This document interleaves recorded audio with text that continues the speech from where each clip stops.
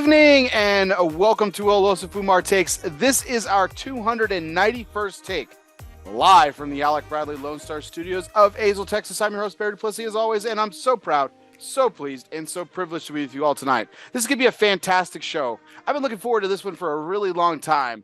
We've been talking a lot about cigars lately, so we're going to take a break tonight, but we're going to be talking about some of the very, very best non-cigar cigar talk that you could possibly ever imagine tonight, and I'm pleased to have tonight's guest. But before we get to formal introductions of our guest of honor tonight, we do have to thank the people that make this show possible. That, of course, is tonight's sponsor, and tonight's show sponsors are Drew Estate. Drew Estate has expanded the Liga Privada 10 Selección de Mercado with a new Corona Visa size for international markets. Drew Estate proudly announces the addition to the new Vitola to its prestigious Liga Privada 10 Selección de Mercado line at Corona Viva. Yes, the historic Corona Viva 6x46 joins the existing Toro and Robusto sizes that will only be available in international markets. So make sure you get on a plane today, grab your passport, and head off to far off lands to grab this fantastic cigar offering from Drew Estate. This magnificent new expression will debut at the UK's Ignite 2024 trade show hosted by the Association of Independent Tobacco Specialists, which was actually this past weekend. So grab your passport, head out today, and grab your very own Liga Privada 10 Selección de Mercado Corona Viva today. And if you are tuning to us later, wherever you listen to podcasts, whether that be on Apple, Spotify, Google Play, Podbean, or wherever you listen to podcasts, be sure you download, subscribe, and review. Tonight's show and tonight's audio broadcast is brought to you by Grand Habano Cigars. Honest, compassionate, great cigars. Be sure to download, subscribe, and review today. If you are a subscriber, do me a favor, hit unsubscribe, but don't forget to hit resubscribe because that really helps my numbers. So again, whether you're on Apple Podcasts, Spotify, Google Play, Podbean, or even iHeartRadio, or wherever you listen to podcasts, download, subscribe, and to review today, courtesy of Grand Habano Cigars. And tonight's guest, welcome everyone. It's our 291st take. We're going to go ahead and introduce tonight's guest of honor, courtesy of United Cigars. Smoke one today and start living united, Mr. Les Mann of Coles of London and St. Dupont, USA. Les, how are we doing tonight? Good, Bear. Thanks. Congratulations on 291. Thank you, sir. Thank you. Yeah, I can't believe I've done 291 of these. It's unbelievable. When you look back, it's just crazy. You know what else is kind of crazy? I was just looking at my calendar. It was almost 2 months ago that we were together at PCA in Vegas. Mm-hmm. Right? 2 months. And it's just flown by. Time flies. Time flies when you're having fun. At least that's what they say.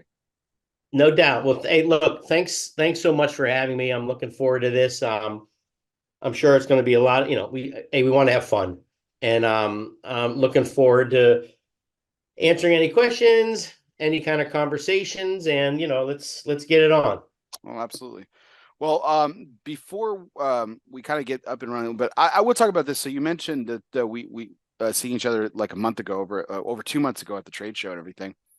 And I was thinking about this, like every year I have Michael Herklotz on at least once, and he's always known for his dashing attire and stuff like that. You're very much a suit and tie guy too. Normally, you got the collared shirt on today. It's Sunday night late. You probably pulled the tie off, but you always look good. You always look nice. I've always wanted to say is the suit and tie culture do you think that that's completely died off and it's for only specific markets, or do you think it's very much alive? Well, to be mentioned in the same breath with my dear friend Michael Herklotz on dressing attire, I am flattered. I'm a pretty much khaki pants and button down collared guy. No pocket square. Michael can dress it up. By the way, Alain Crevette, our CEO, is the same way.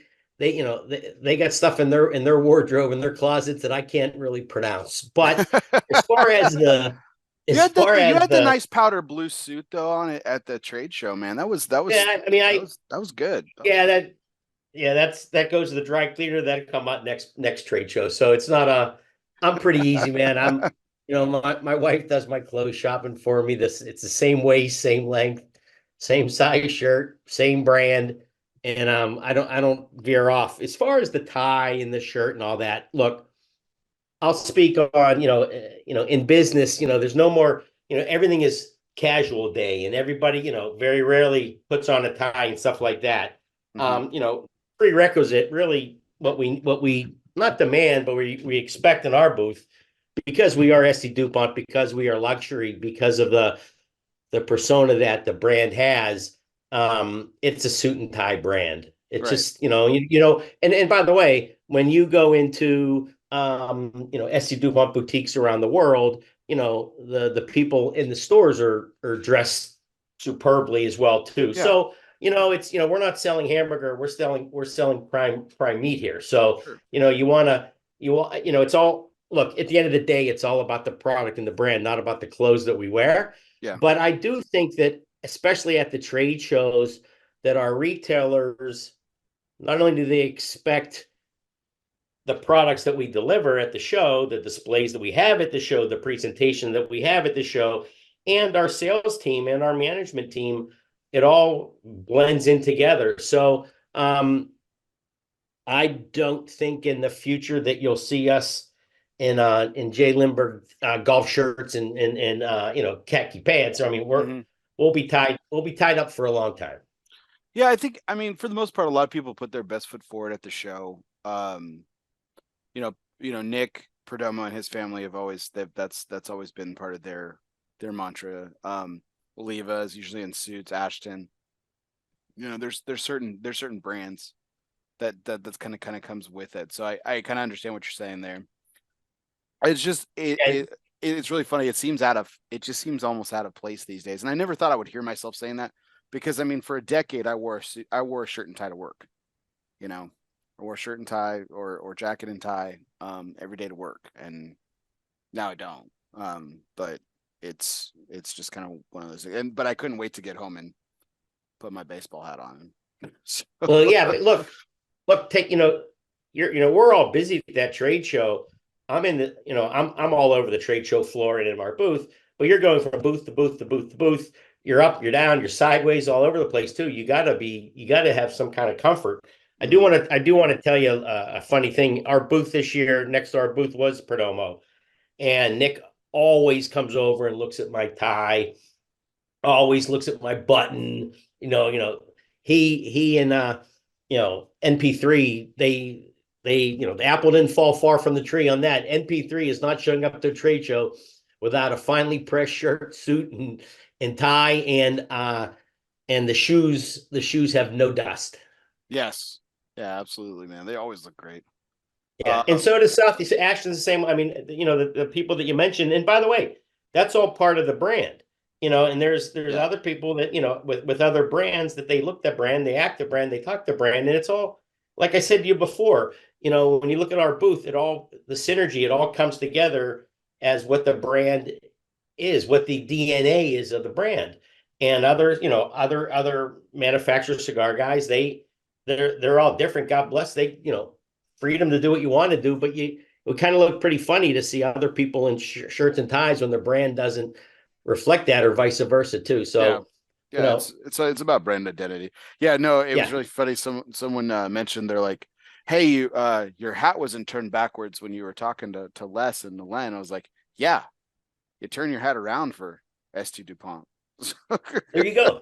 And by the way, I'm glad that you got the hook up with Alon. I did see the video. It came out great, and he's great. He really talk about the DNA of the brand. Yeah, But I think it's good that your listeners get a perspective of what's going on in our market, the USA market, but to really appreciate SD DuPont, they really need to know, and you brought it out great with your questions, what SD DuPont globally does, and what they symbolize, and through, who besides the CEO of the company do you want to talk to about what's going on globally. And it was a really great interview. I watched it live, and then I watched it on your re-show on the podcast as well.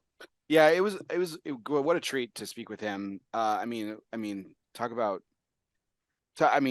an incredible opportunity and just like the insight that you just can't get every day into a global brand like that. Like, I mean, yeah, I mean they're all global brands in that room, but to your point, and like ST Dupont is more than just cigar lighters, and it's more than just cigar accessories too. Like there's a perspective that he brings that just was just incredibly well. One, it was incredibly fascinating, and two, you just, like I said, you just don't see that every day. So it was an incredible privilege. So thank you for the opportunity. Yeah, and hey, don't forget too, he's Parisian and he has that good French accent. I was born in Pittsburgh, so for me to say, I'll tell you Champs Elysees and Eiffel Tower and Montparnasse, but Avenue Montaigne, but it doesn't come out anywhere near as smooth as Alain Curvet with his Parisian accent. That's for sure. Absolutely. Well, speaking of cigars, I've got three cigars here for it's tradition here on my show list. I always have my guests pick my cigar today. So, but I will be lighting it with my ST Dupont mini jet that I have. Nice. So, but the choice of cigars. So I don't know if you're going to be smoking tonight or not, but I've got a La Flor Dominicano Oro Maduro. It's one of my absolute favorites. A Monte Cristo Epic Blue Toro. This is one of Coop's favorites, and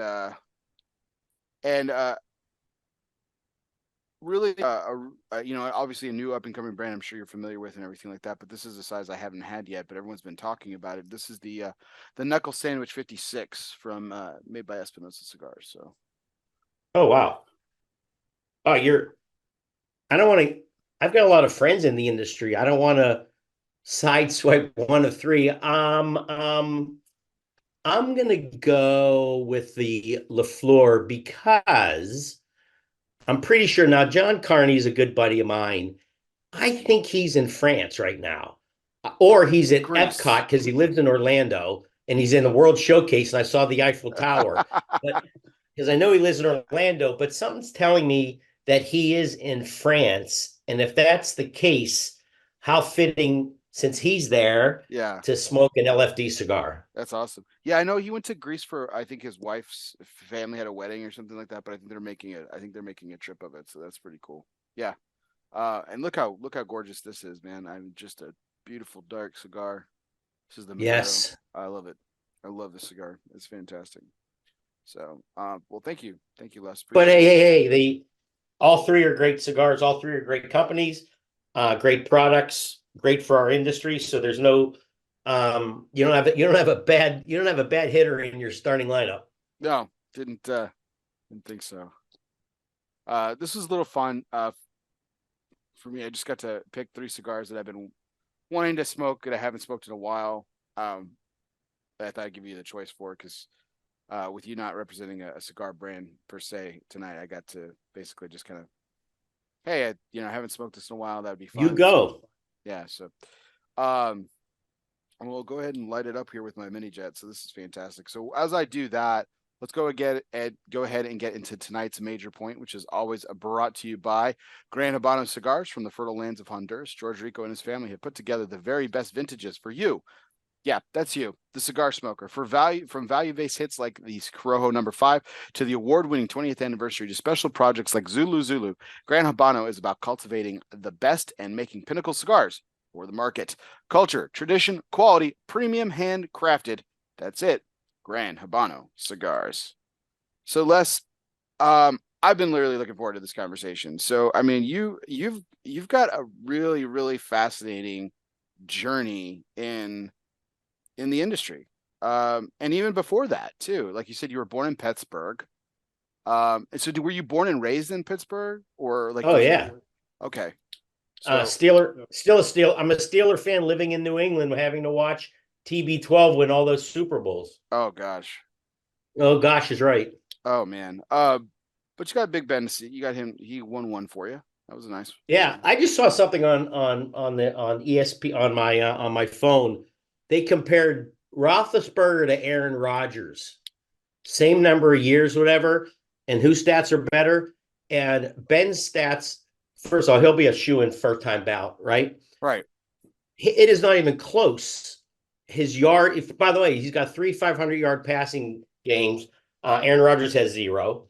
He's played I think 3 Super Bowls, won 2. What's Aaron Rodgers won? One maybe. One. Um, the numbers are just it's staggering. And by the way, Aaron Rodgers is good. Don't get me wrong, but yeah, I was actually born more showing my age with Bradshaw and Franco, Swan and Stallworth and Lambert, Ham and Russell and Greenwood, Dwight Wright and L.C. Greenwood and those defenses and Chuck Noll. That was my that was my meat of my childhood. So those are those were good years, and it's still a good franchise. It's a great brand. Hmm. My Pirates. The problem with my Pirates are they get good players, and in 3 or 4 years they can't afford them, so they move on. So it's tough. And the Penguin hockey team, Crosby's great. And I'm a big Pitt Panther college fan too. So yeah, I got Pittsburgh in my blood from day one. That's for sure. What I love about it's what's really interesting and that I love about Pittsburgh sports. Um, the Pirates notwithstanding, the Pirates have a fantastic history, and like you said, the Yeah. recency it's been horrible. Um, I remember liking the Pirates when I was a kid. I remember watching them with my dad, and rooting them on when they weren't playing against the Sox, but or obviously didn't play against the Sox, but when the Sox weren't on, I found myself rooting for the Pirates for I think just because they had a cool name.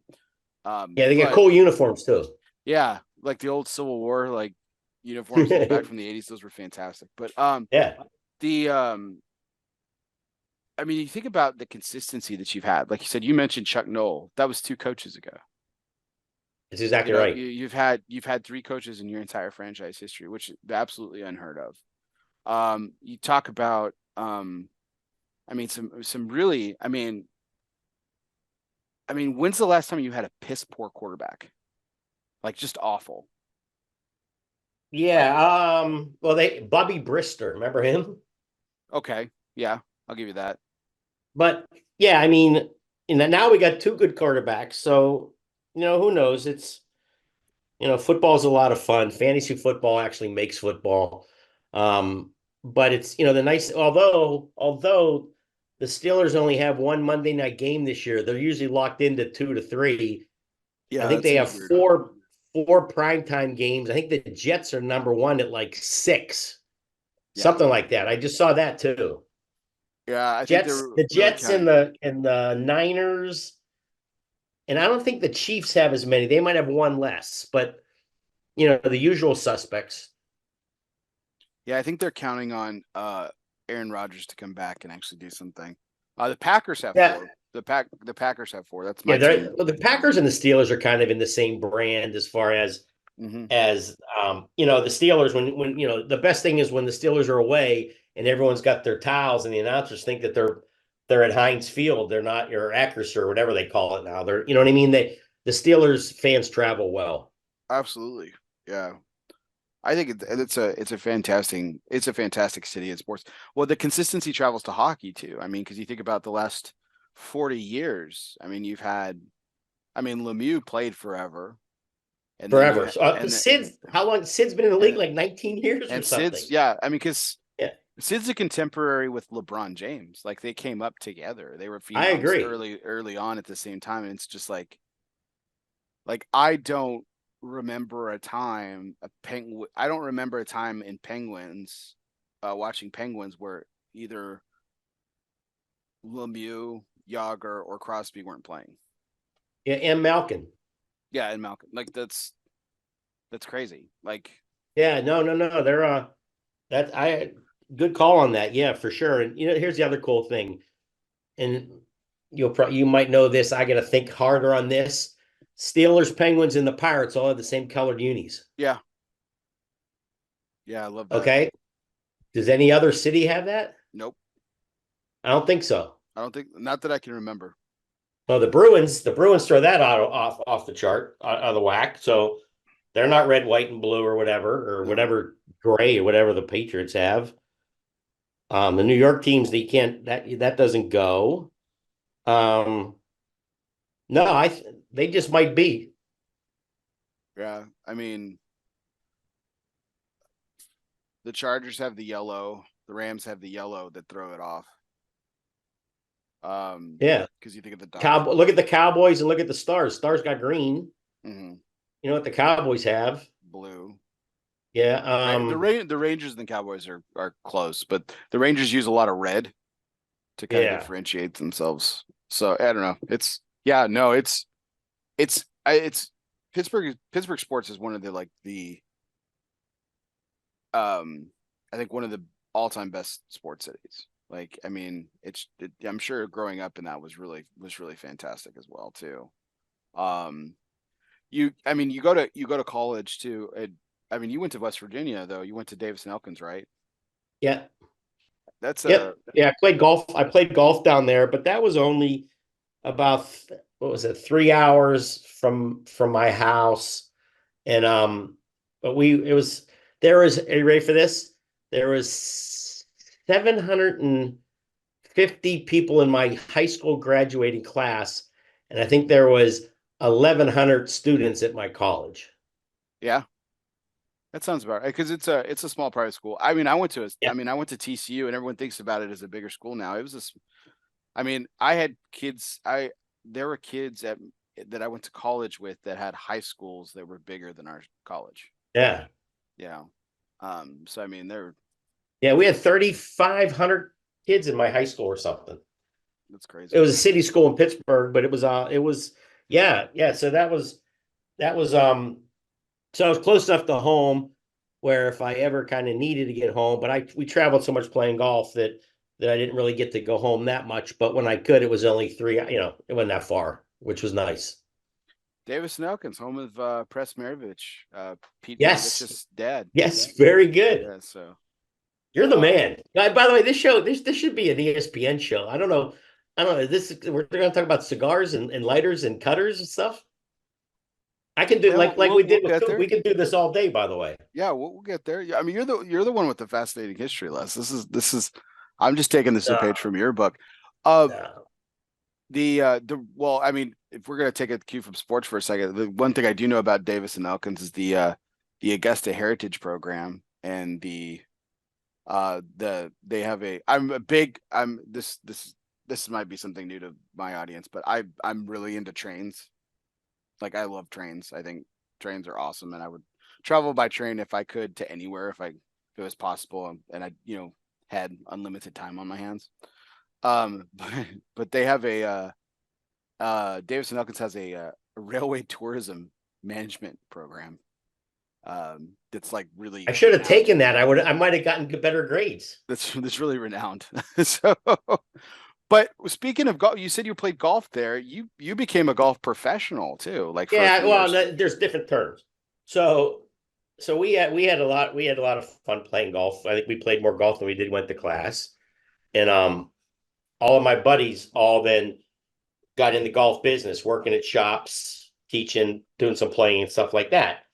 And I got to spend my winters in Palm Beach, Florida, and my summers up here in Narragansett, Rhode Island. So, we chased the sun.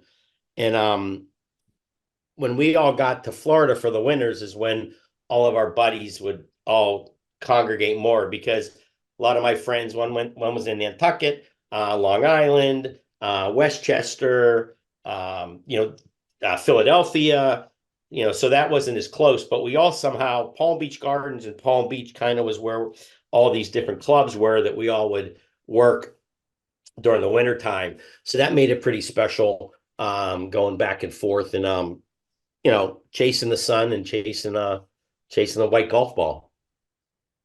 So when you were an assistant golf pro, you were still on the team. You were still in college, or were like was that No, like no, no, no, no. That was after. okay? No, you had to get your degree, man. Yeah, You had to get a college degree, and then instead of going to business school, but I can tell you that the clubs that I was at had a lot of CEOs of major, major, major corporations, and I think a lot of my interpersonal communication skills came through, playing golf with these guys. They right. needed a fourth where's less. You go play with them, and you spend 4 hours on the golf course with a guy that runs Texaco or Pennzoil or AT&T or General Electric, Cross Pens, whatever. Um, you tend to listen, but you don't get intimidated by anybody. If you can walk with these guys and talk with these guys, then life becomes a lot easier, and you just, you listen and you learn and you watch and and the good thing is you're out there playing golf with these guys. You're not behind a desk, or they're behind their desk, and you're back to that suit and tie look, right? Right. You're on a level playing ground, and all these older guys, all they wanted to do was play good golf. So if you could play a little golf, they love that, right? Yeah. And how'd you do that, or what'd you trying to do, or I had more fun actually what we called playing lessons, where a member would come in and go, "Hey, Les, you want to go play 18 holes?" Of course I do. Sure, right? It was just the two of us. Mm. And then like you would bill them for like 3 hours of playing, and I would say to myself, why am I charging this guy? I just got to play golf with this guy, and you became friends with these guys and women. And it was a great, life learning skill. And the membership and the guests. I mean, I remember at Seminole, where I worked at in Palm Beach, this Wellington Mara, a great story, Bear. Wellington Mara, the owner of the Giants, became one of my guys. And he invited Dan Rooney and this guy, Ed Kiley. Dan Rooney is the owner of the Steelers. Yeah. Ed Kiley was player personnel director, and I was the fourth. And I could tell you that we got the 18 green, and I forgot about the first 17 holes. All I was doing was talking about the Steelers to these guys of the 70s. And then that next season, Mr. Mara invited me, my buddy Jack, that worked at a club called Locust Valley, the Creek Club in Locust Valley, who's from Pittsburgh too, Jack. And we sat in his box at Giant Stadium when the Steelers came, right? So it's like, it's the doors that golf still, I don't play that much anymore. Mark Cole's got me working way too hard, and I can't play much golf, unlike a lot of people in the industry. Um, but when I do, I might play 8 or 10 rounds a year. I don't play that much. But when I do, I make sure I'm playing with the right people that I want to spend 4.5 hours with. So, and golf is it's a great character builder for every reason possible. And by the way, Bear, I wouldn't change those 4 or 5 years of working in golf shops and meeting the people I met for anything. Quite frankly, I think it was like going to business school. We would have at my club in Florida, you're allowed 16 golfers on a company with a member before 10 o'clock, and that's it, right? And the golf pro there, so they would play at like 9 o'clock. So around 1 o'clock, they'd be done. And the head golf pro would say, "Where's Les? Where's Les?" I'm over here, Jerry. He goes, "Get in the pro shop. You see those ugly brown shirts? I got to get rid of those. Sell those shirts," right? So the guests would come in. I'd say, "I got the greatest brown shirt you ever saw." So I learned how to sell. You learned how to understand people, what they're looking for, what they want. You learn trends in the fashion business. So like everything that you learn, Retail, once you got to understand what brick and mortar's like too, Exactly. So I appreciate today my retailers having inventory, buying, sell, like all that. So I learned the whole retail business while having a golf shirt on and slacks and golf shoes and playing, but working inside the shop too. Wouldn't trade that experience for anything. That's awesome. Yeah. I mean, that story about Rooney and Mara, I mean, especially since you're a Pittsburgh guy, I mean, that had to be like a dream come true. Oh, it was unbelievable. Yeah. That's And crazy. look, these guys, here's the other thing, Bear, right? You never knew who was showing up in the morning that needs a fourther to play golf. So, all my buddies, we lived at the golf club, but all my buddies, they'd go out late at night in Palm Beach until, I don't know, 1, 2, 3 in the morning, whatever, right? Running. And we had to be cleanly shaven, and we had to be ready to go at 8 o'clock every morning. And we had to read the first 5 pages of the Wall Street Journal, because something happens out in the business world, and one of our members' pictures on the Wall Street Journal. So we lived, it was a great experience, but it wasn't, what you would think of, young kids out of college playing golf, and at night they're running Palm Beach. We had to be ready to, clean as you could be. So you also learn that. You learn the discipline of, working hard and if you would even think of being hungover or smelling like alcohol in the morning, my boss used to open up his file cabinet if you made a mistake, and he said, hey, he was a tech, he went to SMU, and he would say, hey boys, that act, hey boys, you see what these are? These are called resumes. I can call anybody in this file cabinet and they'd be here tomorrow for your job. Kind of intimidating, right? Mm-hmm. But in the same manner, you really understood and appreciated the position that you have. You don't take anything for granted. It's like what I do today and what I've done in my whole career outside past golf. You don't take anything for granted. You do the best job you possibly can do, and you make sure that you're honest and loyal and respectful to people to be respectful to you back. And that's what the golf business taught me. I thought it was fantastic. You still friends with that guy? The SMU guy? So Jerry, unfortunately, he's not doing well. He's an honorary member. I drop notes to him a little bit, but he's kind of, the memory's just, it's sadly. He played in every mate. How about this? As a club professional back then, he played in every major tournament in like 2 years or something like that. But he loved SMU, the ponies.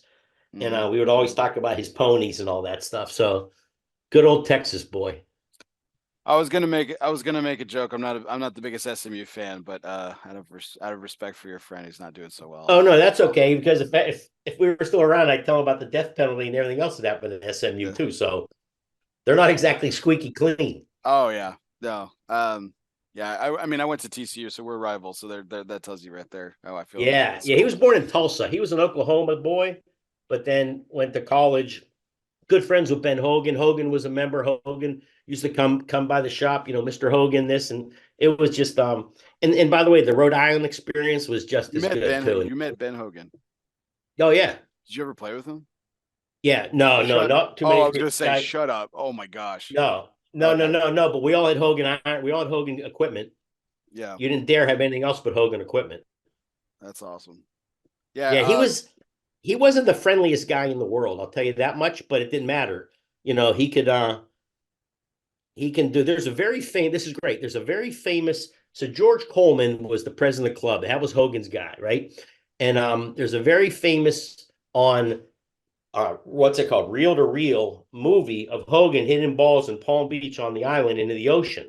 Well, that was in George Coleman's yard. And I remember we used to watch the original tape of Hogan hitting balls in the ocean. And like you can Google that now and you can hear George Coleman like, oh, Ben, what a great shot, Ben, or something like that. But like he would bring the movie. We saw the original. I wish I had that, but I obviously I don't have that, the original one. But yeah, yeah, great Hogan stories, great everything. Just a That's great awesome. again, the slowest week of the year was during Masters week because every member was a member at Augusta. So there was no one at Seminole to be playing golf that week. So we just watched the tournament or just did probably played or something. It was boring. What great experiences, man. What great stories. That's fantastic. So, Yeah. what made you give it up? Were you So going I for got your to card, so or like you never could get it, yeah, or you know what? I thought, and I still have very dear friends that are in the business, but I kind of wanted my weekends and holidays off. okay. Versus when you're in a golf shop, that's when all the membership plays, right?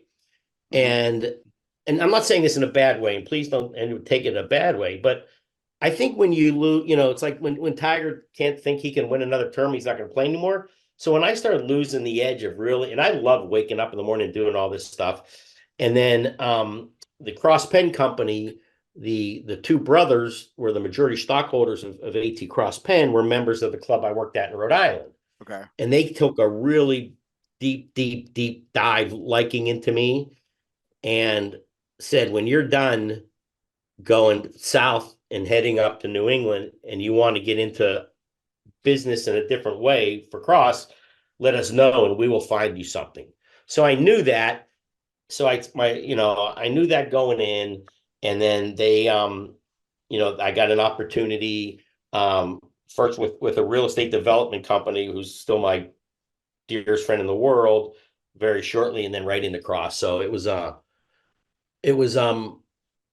didn't look, I didn't take advantage of any situation.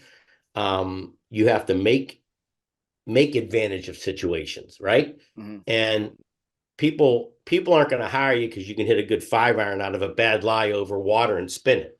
They're going to hire you because they think that you could be an asset to their company and provide revenue and provide profitability to their company.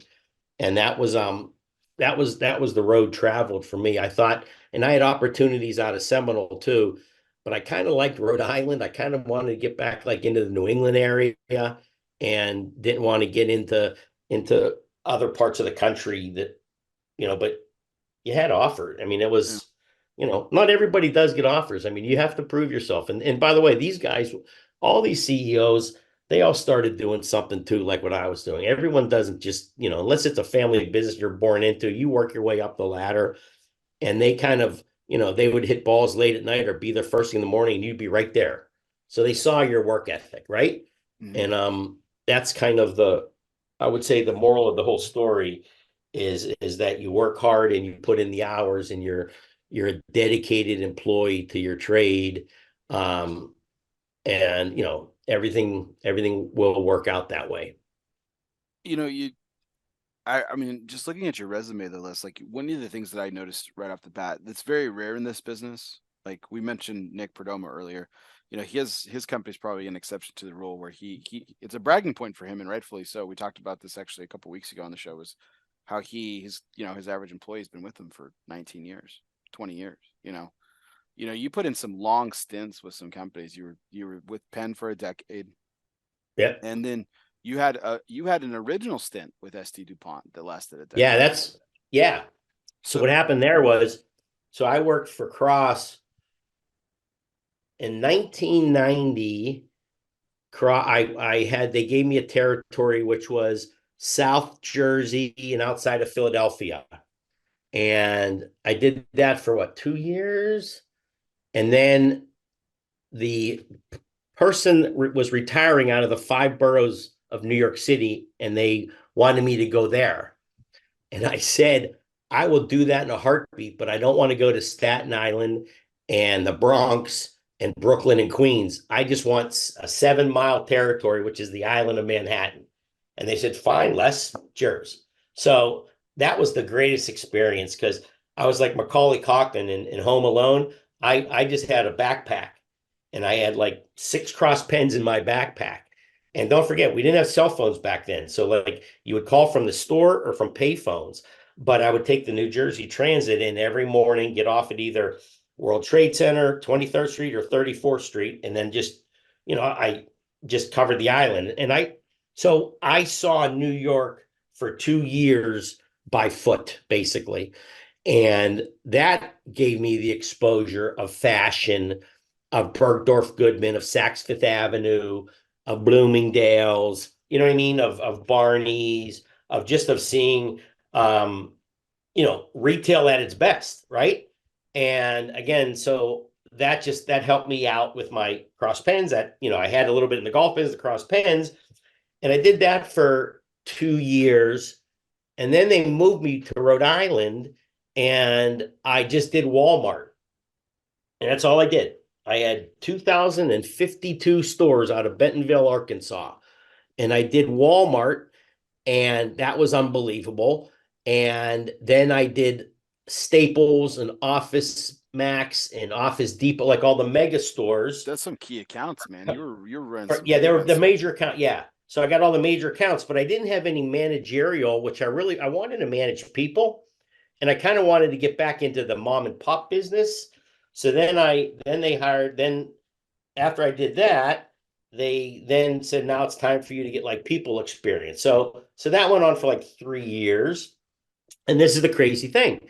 And then Calibri took the ST DuPont distribution. ST DuPont ran it from the Paris people lived in Westchester. So they ST DuPont owned their distribution in the States.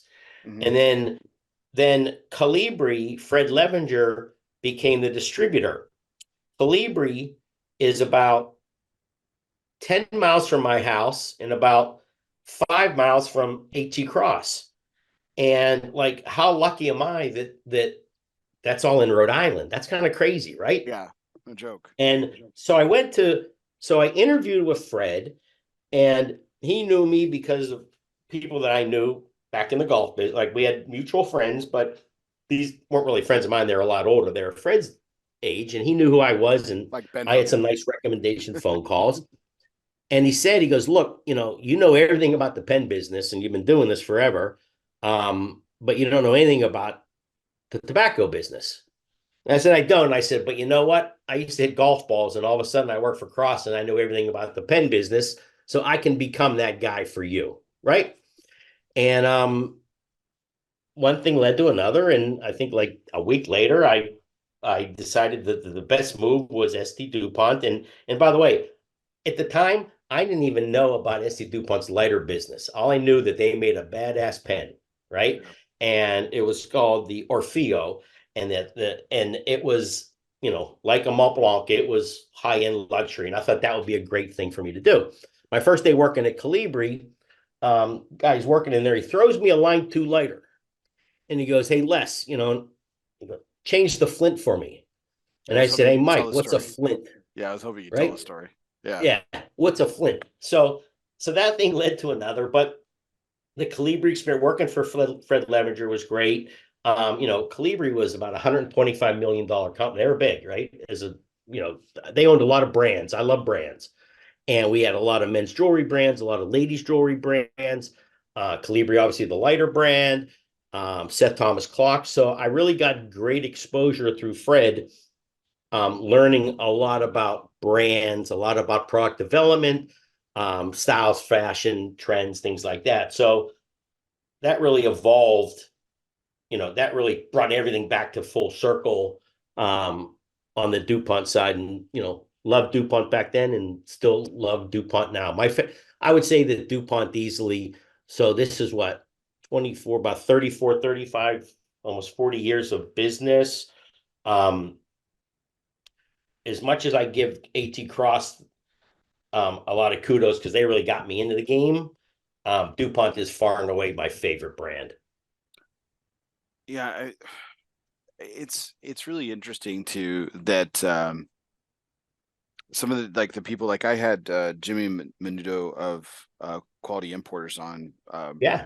a few months back and stuff, and like you all like cigars and everything, but yeah, I mean you know you're not cigar people as you said, but you appreciate it. I know you smoke cigars too and stuff, but the way that I really appreciate our conversations less and the way I really enjoyed my conversation because that was the first time I'd ever met Jimmy Jimmy's the best. was Jimmy's the best. yeah was my interview with him, and what a fascinating person. But the way that you look at a lot of things is a lot different. And it's because you have to because the accessories business, while it's you know tangentially next to the cigar business, it's not the cigar business, and so Mhm. it's different and everything. When was this about the time you like? Did you smoke cigars at this point, or like is this when you started No, to actually? no, not at all. I think the first cigar I smoked was at the 2000 TAA in Scottsdale, Arizona. I owe everything in his business to the Fuente family and Wayne Suarez. And Wayne Suarez gave me an Opus X. He said, it might be a little strong, but I want you to smoke this. And whenever you go anywhere, I want you to have Opus cigars, right? I had no idea who Fuente was. I had no idea what the mystique of the Opus was.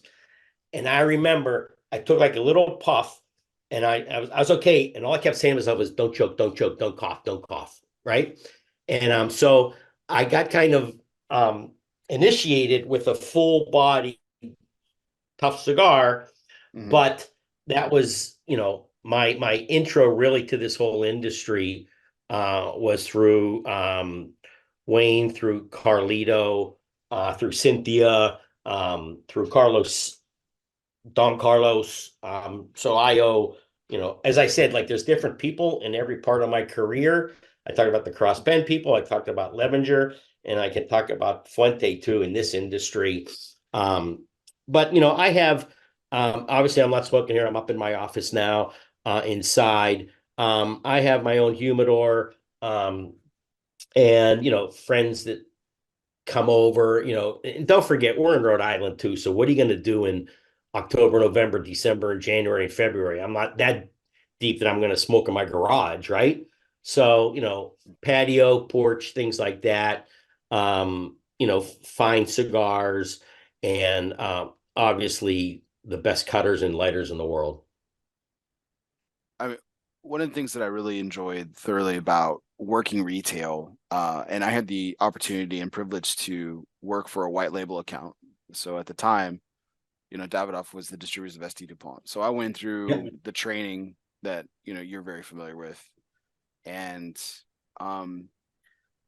I really appreciated the fact, like, listen, if you're gonna sell $1,000 lighters, if you're gonna sell $1,000 cutters, if you're gonna sell 100, pens that are these luxury goods, and look, we are talking luxury products. Like, this isn't just like, okay, a $10 cigar is a luxury product. No, we're talking about like uber luxury, whatever you want to, kind of tag you wanted. But the product backs it up, especially with Dupont, ST Dupont, you're talking about entirely handmade products. And the training that we went through, man, I mean, we handled those things we care. We had the white gloves, we polished those things every single day. And I remember a customer asking me, like, because every shift I would go, that's how I would start. I would clock in, take care of any customer that was there. But if there was anything, if there wasn't anything immediate to do, my task was to go over to the Dupont case, put on the gloves, and polish, clean the glass. And every day I did that. And I remember a customer asking me, like, doesn't that get annoying? I'm like, no, man, this stuff is, I mean, this is incredible products, man. You got to take care of it. And these aren't mine, but one day they'll be yours, or they'll be somebody else like you. And it's our job to kind of take care of them till then. And I think that's Bear, I'm glad you talked, because we're talking more on the retail side right now. It's a challenge. And look, we only sell, let's say for argument's sake, 300, 350 maybe tobacconists, right? What are there, 2,800 or something, whatever the number is. Okay, so we don't sell a lot, obviously, for obvious reasons. But it's a challenge, and you're not the exception, you're not the rule. But to keep that, retailers take pride in being an ST Dupont dealer. Okay. Yeah. And they understand everything, but it's really the people working in the store that aren't intimidated by it, right?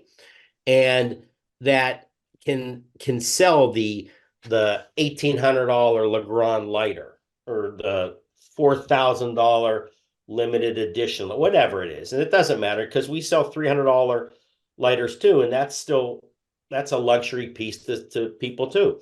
But it's really the individual at the store that appreciates, let's use the word respect, that respects the brand. And you look at it, because if you were a consumer coming into the store, you'd want it looking like that too to buy it. Right. And that's why you don't have bad looking cigars in the humidor that are cracked, or that they're, stuff like that. It's all part of retailing. And that's why even at the Gap, or you go into the Gap, or one of these stores, and they're always folding the clothes. They're always making them look nice, and they're always, everything looks nice. So everything that tobacco is the same way. And it's a challenge, and we're very good at it, but we're consistently working at Coles of London. Matter of fact, we're working right now on a whole new handbook for our retailers to have. And it's kind of like a fact book.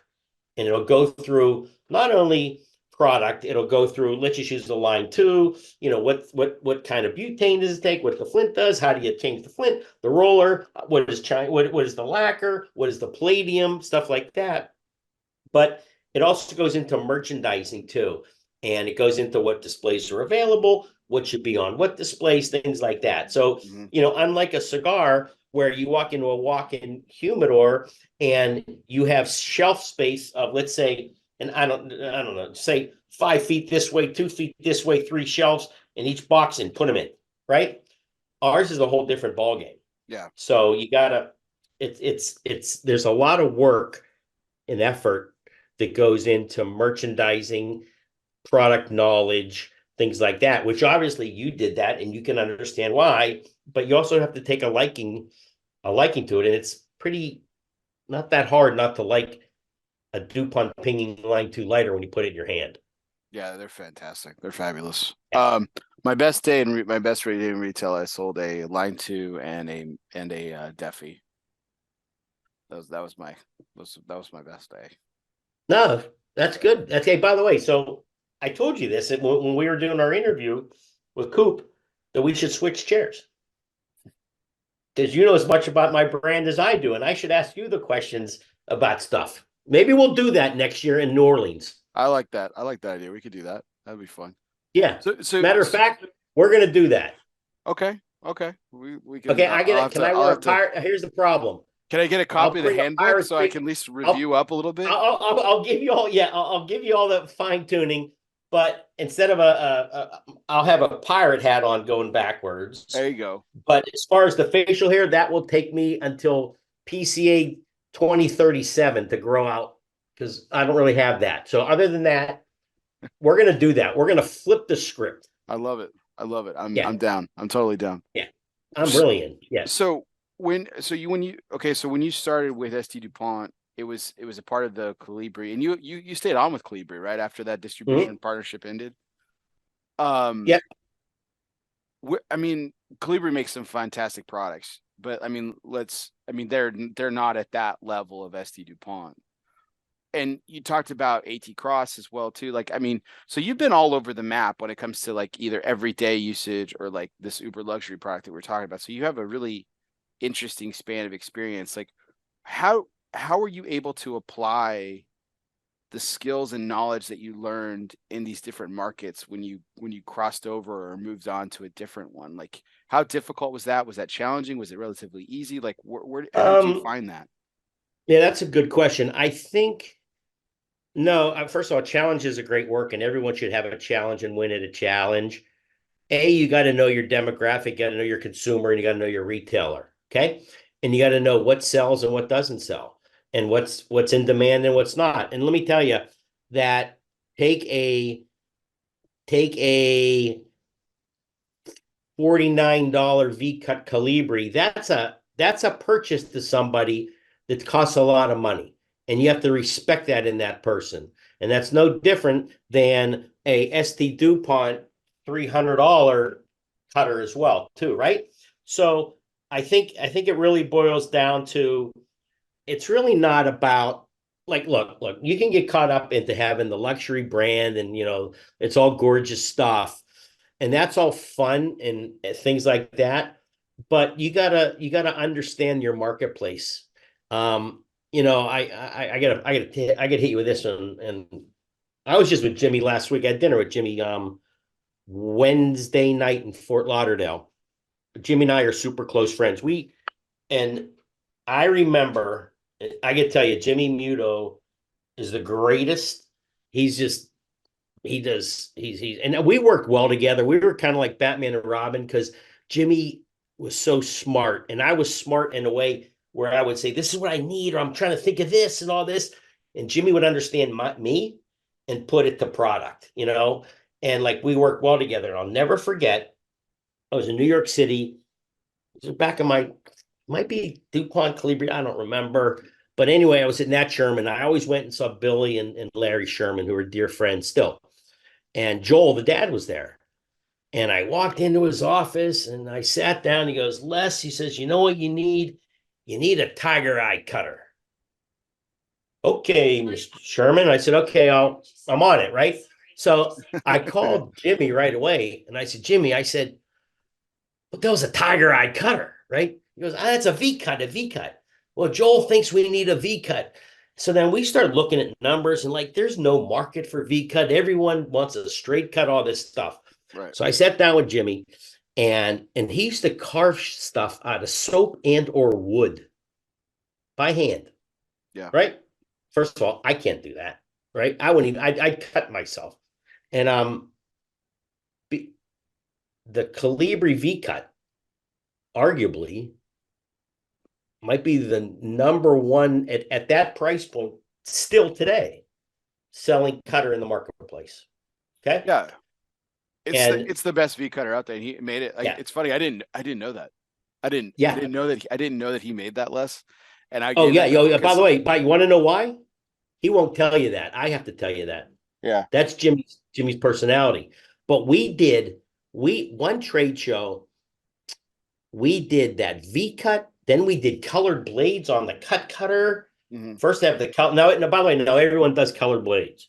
You know, everyone does a V cut. Everyone does all this stuff too. This is, oh God, Jimmy would tell you the date, the year, the date, and the time that we all did this. I'm not that good with that, but I think it was in New Orleans when we launched this thing. And we launched, if you bought the cutters, you had to buy 15 of them. We had a display, and it was like taking candy from a baby. My point is, you're talking about, you asked me a question about, knowing the market, knowing the product, knowing the consumer, like all that stuff, right? Where Jimmy knew me, and I'd say, God, can we do a red one and a blue one and a black blade, boom, boom, like all that stuff, and can it do this and this? And we did this with all the lighters too. So I owe a lot of my success. And by the way, Jimmy had nothing to do with Dupont at all. He did all the Calibri stuff, but every limited edition that I did for the States, be it Leroy Neiman, be it Statue of Liberty, Bond, Opus, I had Jimmy sitting with me every day, looking at samples, looking at my designs. Actually, Jimmy on his computer would listen to me, and he would draw them up for me to submit to Paris. So we were a great team together. And whenever I can spend time with them, just on a personal, we don't talk business. He's a QI, I'm it. We don't compete against each other, but we kind of do, but we can't really don't. So we don't really talk about what really we're working on now. We're just dear friends. And I watched the show that you had on too, and I was so happy that you had Jimmy on, and I thought he did a fantastic job. Yeah, it was great. It's great. Even with Yeah. the Yankee hat on and everything, he was fantastic. Yes, he did have. Yes, yes, he is. Yes, Uh, there's no doubt. But he loves his Portugal soccer, though. yeah, it was such a fascinating conversation, and I think that the what I was really excited about talking with you this evening is kind of getting back into the space of accessories, because, like, again, I have a great opportunity and privilege to talk to a lot of great cigar people, men and women in this industry. And I think you just hit on it too. What I think is really, I say this all the time, and I know it kind of gets exhausting to my audience, but this is the only industry. Like, yeah, there's a few sour apples here and there. There's a couple of riffs here and there where people don't talk to each other and stuff like that. But overall, like, everybody's really friendly. Everybody's friends with each other. Like, there's not competitors. Like, I remember an interview you gave too, where you kind of agreed with that statement, but at the same time, like, if on the pen side of the business, right, you see the Mont Blanc guys and you're like, yeah, forget those guys. I'm going to beat them. Oh, I'm going to beat them. And that kind of, it didn't blow them. Don't forget, the pen guys didn't have to fight legislation and like all this stuff. Yeah. I think, first of all, I know, God, this is like 24 years. If I didn't love the industry and the people, I wouldn't be in it. I'd be doing something else, right? So it's all about the people that you surround yourself with, Bear, that you get to talk to, that you get to mingle with, and you watch them. I watch every podcast that you and Matt and Coop and Aaron, because I can constantly want to hear what's going on with cigar manufacturers and what they're doing out there. And I look at the bands. I look at the bands to see kind of what the band looks like, things like that. But look, and at the end of the day, be it Carlito or Rocky or George or Nick or JD or Satya or whoever, Nestor, at the end of the day, they make such product they're so proud to have. And I get them the greatest cutters and the greatest lighters to light and cut those cigars with. Yeah, absolutely. So it all comes full circle. And that's why all these guys, um, even Carney and even Lido and Eric and the guys at Monte Cristo, they love DuPont stuff, right? Mm-hmm. Because it ends the journey of what they put to market, and they want to sit there and enjoy what they've blended. Like Rafi, right? Rafi blends this aging room, something like that too. Man, every show I see him, he whips out his DuPont stuff. So like the whole Carlito whips out his DuPont stuff. So like because they want to enjoy what they produce with the world's finest accessories. And there's nothing more happier than for me to be at a PCA after the show or even walk in their booths and you hear ping, ping, ping, ping, ping, ping, ping, and they're using our products. And you know why? Because it's they worked hard to blend their stuff, and we're all in the I compliment what they do. Mm-hmm. Right. Well, we're going to take a quick break here with the fun segment, and then we're going to get back into all the fun and amazing things that it came from ST DuPont this trade show, as well as talk about more of your time with ST DuPont. So let's take a quick break here and talk. We've been talking about sports, we've been talking about this, but also some history is going to come into play right now too. So this is our presidential history segment, which is always brought to you by United Cigars, featuring La Giana Havana, distributors of Jose Dominguez, Bandolero, Garofalo, the highly acclaimed Atabey, Byron, and now Alfonso lines from Selected Tobacco. Smoke one today and start living united. Now, Les, real quick, before I ask you the question, I'm curious, do you live in Charlotte now, or do you still live in Warwick? No, I'm in Warwick, Rhode Island, 02886. Nice. I was just in Charlotte 2 weeks ago. I try to get to Coles of London to see our team. I try to get there quarterly, plus that we have like PCA, TPE, TAA. So, but I'm 7:30 in the morning till about 8 o'clock. Doug's on the West Coast, and his shops don't close till 6 o'clock, whatever. West Coast is 9 o'clock my time. So it's a long day. Yeah. Well, for all you history fans out there, Warwick, Rhode Island is home of the first armed resistance against the British in the American Revolutionary War. Even before it actually even preceded the Boston Tea Party. Look up the Gaspee Affair. If you guys are ever interested in hearing that. So you're unbelievable. I was gonna say the burning of the Gaspee, but I can't see. You're like Jimmy. I can't give you the dates and stuff like that. But yes, so every year they bring out this little boat and they burn it. The burning of the Gaspee. There's a Gaspee Day parade. There's an art thing, all that stuff. So that's on. I'm on one side of Warwick, and that's on the other side of Warwick. But it's and the airport's right in between both of us too. I could shower, park my car, and be at my gate within an hour in the morning. That's awesome. That's nice. Yeah. Yeah, it's not like flying out of Logan. Like, because you're like, what? Warwick's only like what? It's like an hour south of Boston. Yeah, but Logan sucks. It could take you 2.5 hours with traffic to get into Boston. It's awful. I try my hardest. Like when I fly to Paris, I'll fly out of Boston, obviously, but everything else is southwest out of Warwick right here. That's awesome. Yeah. Mm-hmm. What a great. I flew into Rhode Island a couple of times. I flew into that airport a couple of times when I was headed up to Boston. Yeah, it's a nice airport. But yeah, I never really, I was too young to think about the how convenient it is comparatively speaking. But that's pretty awesome. So this, Les, I know that Les is short for your first name. I don't go by my first name either. There's no one that will, there are very few people who know my first name. No, I will never divulge it on air, at least. So, but there are also several presidents who did not go by their first names. So I'm just going to ask you I'm going to give you 4 choices here. How many U.S. presidents did not go by their first name? Is it A, 9, B, 7, C4, or D2? How many U.S. presidents did not go by their first names? Hey, Bear, what happened to changing a flint on a lighter?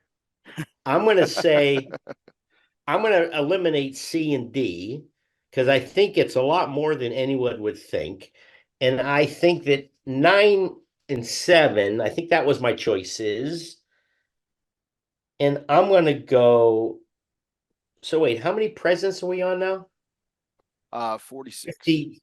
How many? 46. 46. So if that was 7, that's almost, if that was 9, that's 20% of all presidents didn't go by their first name. That's a big number. Yeah. I'm going to go B7. You eliminated the right answer, Les. It's 4. It's only 4, believe it or not. So Why would you ask me a question that had such a stupid only 4 number? I thought it was simple enough. I like to take At least I big didn't go questions. 9. So who are the 4? Because I got let me think. So are 4 of them the first 25? Uh they are all before World War II. Yeah, okay. That's a problem. Um Which was shocking to me.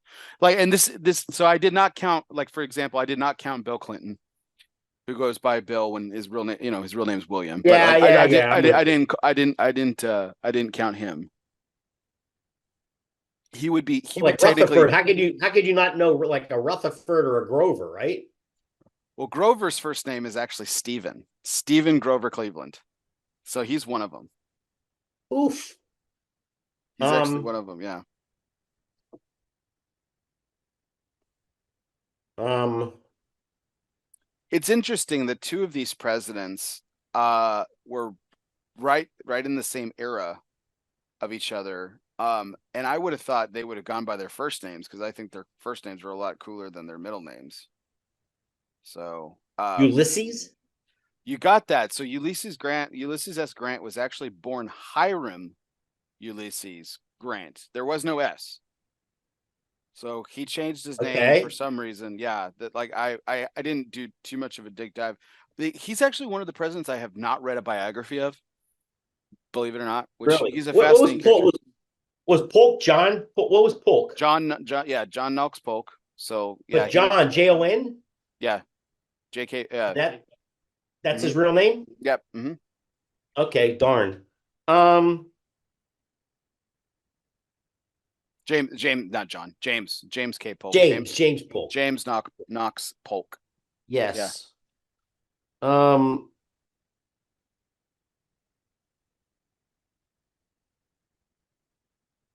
So let me ask you this: would you honest like if would you go by Woodrow if your name was Woodrow Wilson? Would you go by Woodrow, or would you go by Thomas? Because that was Woodrow Wilson's first name. It's Thomas. yeah, you know what? I thought of Wilson, but I thought Woodrow was kind of like that was not one I would think about. I thought that was too wild that he probably was right.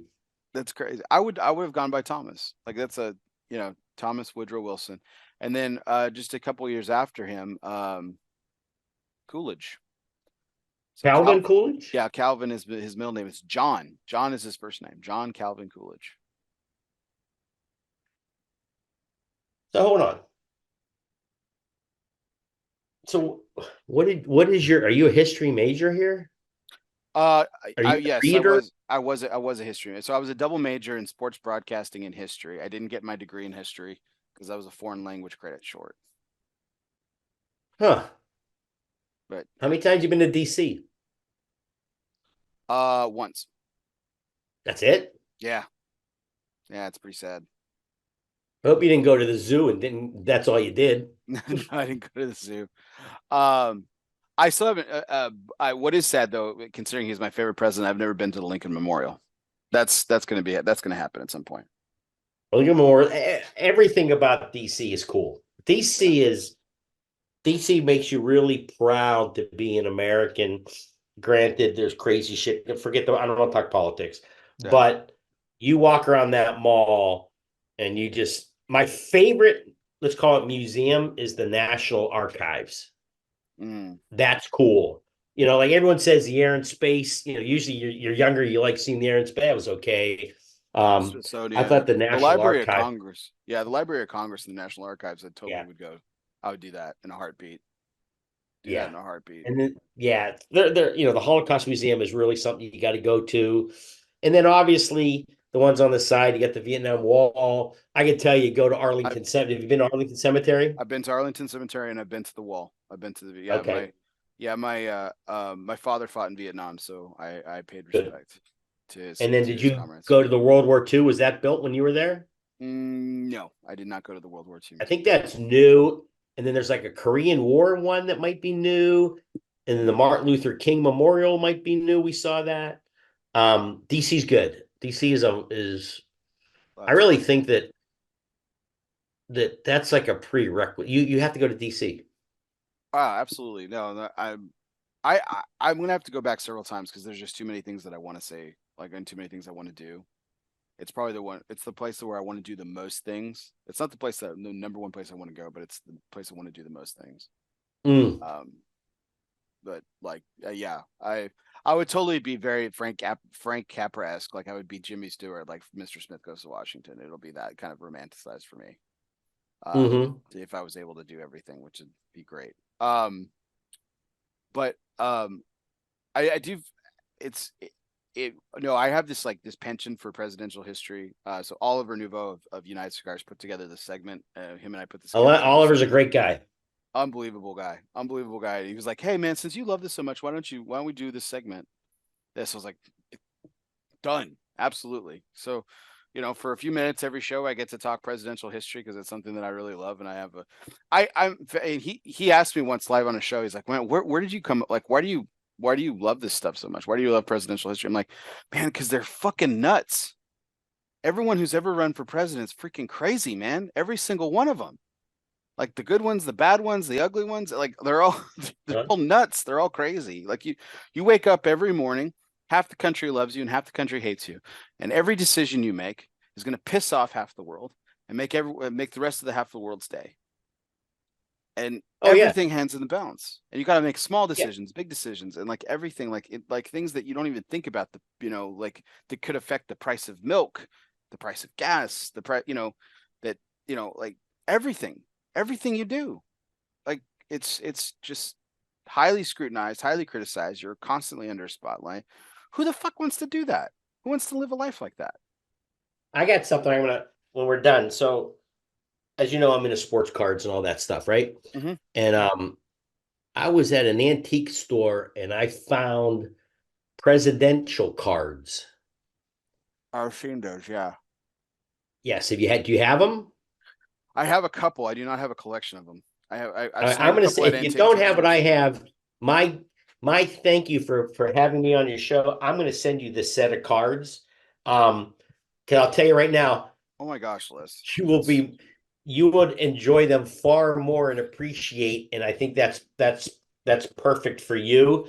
I would show them to you now, but for some reason I got this SD Dupont backdrop on my Zoom. So like whenever I put something up to it, it doesn't work. yeah, no worries. You know what I mean? Yeah, It's bad, that's but I that's will very kind. Very I will kind. send them to you and I want you to enjoy them. That's fair. I did buy my son's presidential flashcards. So Wait, hold on for a second. You'll get a kick out of this. oh, okay. My 8-year old and I go over these presidential flashcards. He loves them. They're That's fantastic. cool. Wait a second here. I got so much crap in my office. I gotta find. I just want to. I want to hold on. You're gonna love this shit. This is awesome.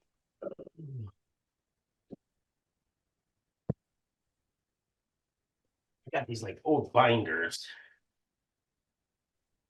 I'm also into the Star Wars stuff now. I think the Star Wars stuff is cool. Okay.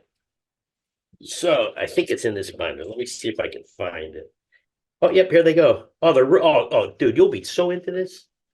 So, and I don't Oh think I man. can show you, but on the back, so it's got all the presidents, and then it's got the 1972 candidates for presidents: Shirley Chisholm, Hubert Humphrey, John Lindsay, George McGovern, Edmund Muskie, Edward Kennedy, and George Wallace.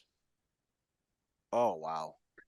How crazy is that? There And that then, that's a lineup of characters too. God, man, yeah, so 72. the set is not that new. It goes up to 36 Nixon. But let me see if I can open this. Oh, dude, everything was. I don't know if you can even. I don't know how we can see that. Oh, I'm seeing a little bit. Yeah, they're kind of blanking Yeah, out. wait, I don't know how this. I don't even know where my camera is on my. Oh, okay. I So I got guess. Jefferson. Yeah, you got Jefferson showing Yeah, up. yeah, yeah. All right, dude, it's my gift to you. Oh my gosh, Les, that's so generous. Thank you Yeah. so much. Wow, wow. No, Awesome. I also think that that's as I said before, I think when you collect stuff and you know someone that really likes something like that too, it's like a nice. I'm telling you, I think you'll Oh totally yeah. be in. Oh gosh, man, absolutely. That'd be awesome. Thank you so much. God, You flash. got it. Wow. And then I'm pretty sure. Oh, I have your address. Yeah. All right. Boom. Wow, what a nice gesture. Well, what a fantastic Happy gesture. happy May, whatever it is today. Happy May Right. 19th day. Beautiful. Thank you, Les. Thank you. Well, that was our presidential trivia segment brought to you by United Cigars, featuring La Giana Havana, distributors of Jose Dominguez, Bandolero, the Garofalo, the highly acclaimed Atabey Firecracker, and now Alfonso lines from Selected Tobacco.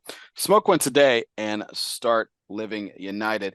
Coming up next month, though, mark your calendars. June 14th is Flag Day, which is also the birthday of the United States Army.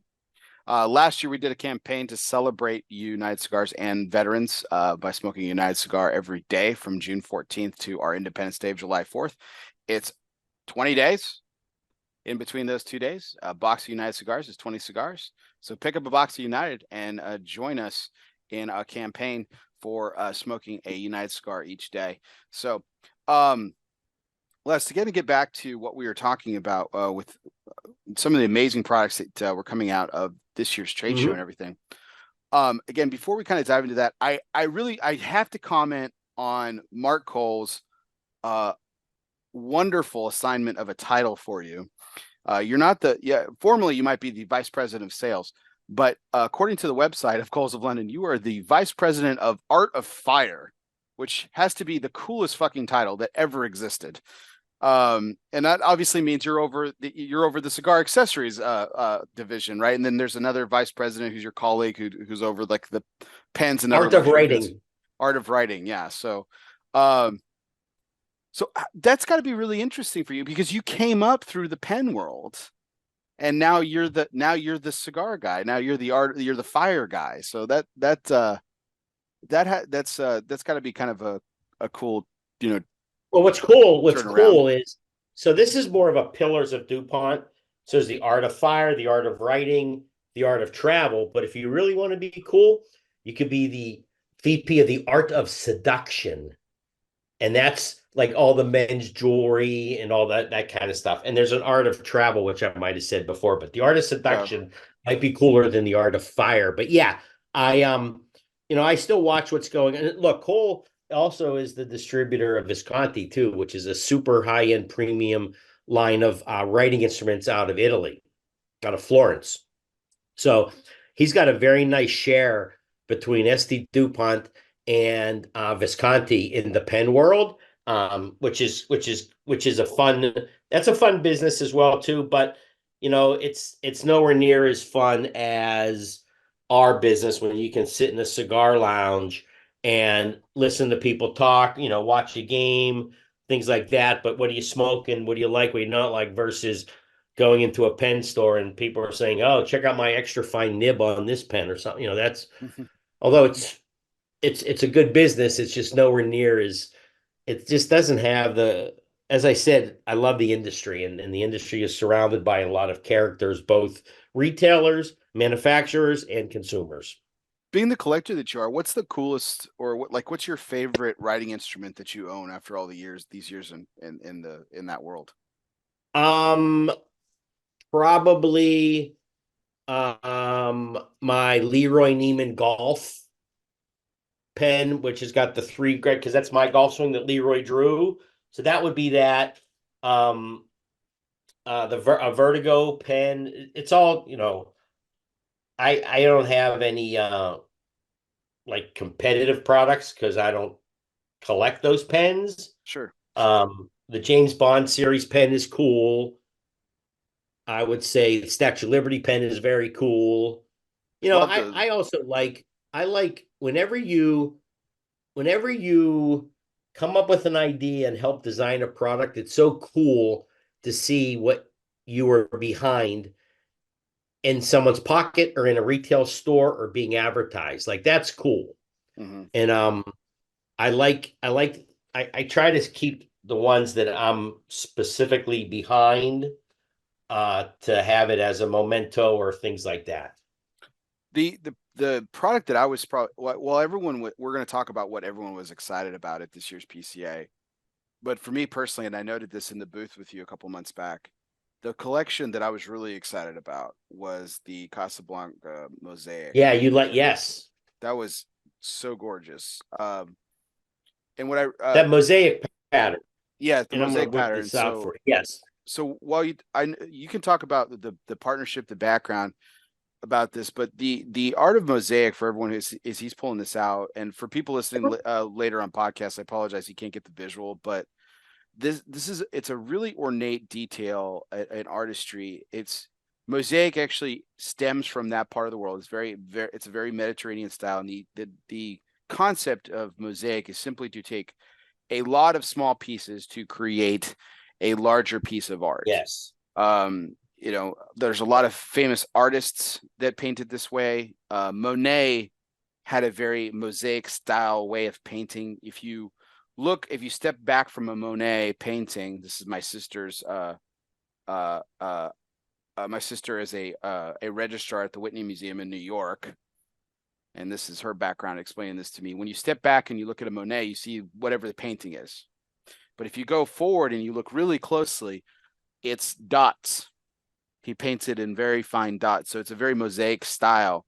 But mosaic is typically with textiles. So Right. and Right.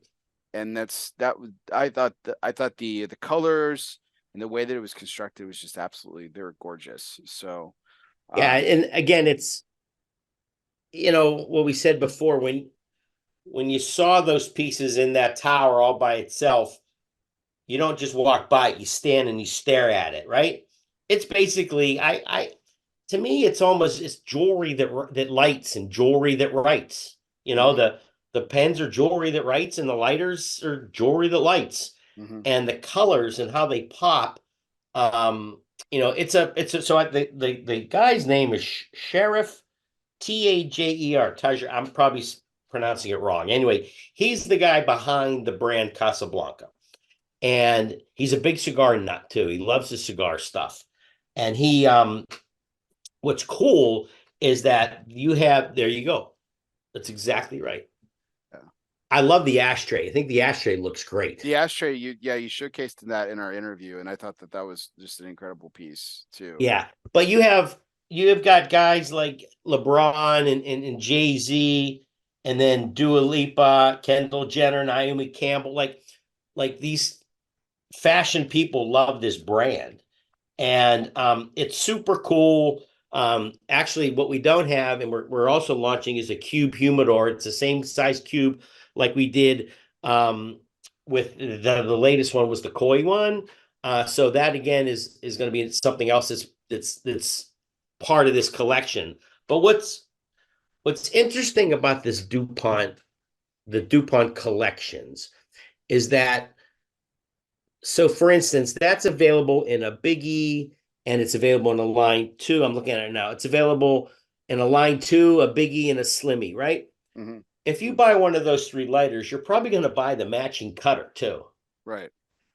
And you might even be buying the matching ashtray as well. So like when we do these collections, and yeah, so that's the koi, but This we is the don't we koi. didn't have the cube ashtray at the show. I don't think we did. But anyway, my point being is that the DuPont fan it's like the watch business where, people collect nice watches, automatic movements, and they have more than just one or two watches. And these DuPont lovers, they get more than just one or two lighters, right?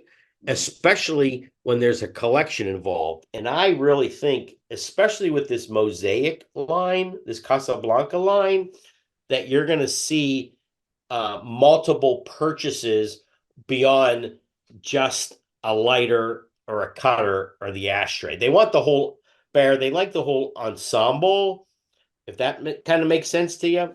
Mm-hmm. And that's and by the way, that's how, let's get back to what we were talking about before. You worked at retail, and that picture of this koi is exactly what it's going to look like at retail, In your and the case, yeah. Casablanca will be the same thing. So the retailer's not going to have like the Slim 7 lighter on one shelf and the Line 2 on it. They're going to put it all together.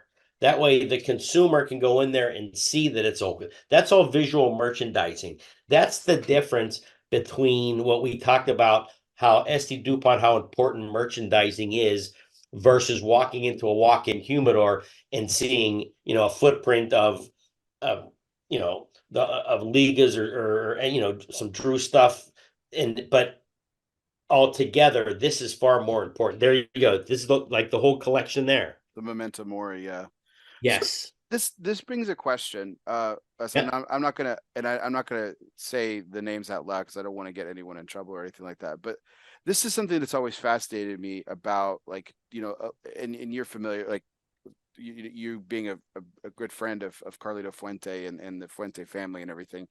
Like, they protect their trademarks incredibly well. So, like, now you guys have probably done some partnerships with them. You guys are doing a partnership with Padron, which we'll get to in just a second. Mm-hmm. um and things like that. But, like, with collections like these, like, the koi fish, the memento mori, like, there are some corresponding cigar brands out there that have similar names or likenesses or themes and things like that. Because it's not cigar branded, is that why you guys are able to do pieces like this? Or because they're partnerships with, like, for example, like Casa, the Mosaic, if there was a cigar called Mosaic, there might be, and I just can't remember off the top of my head.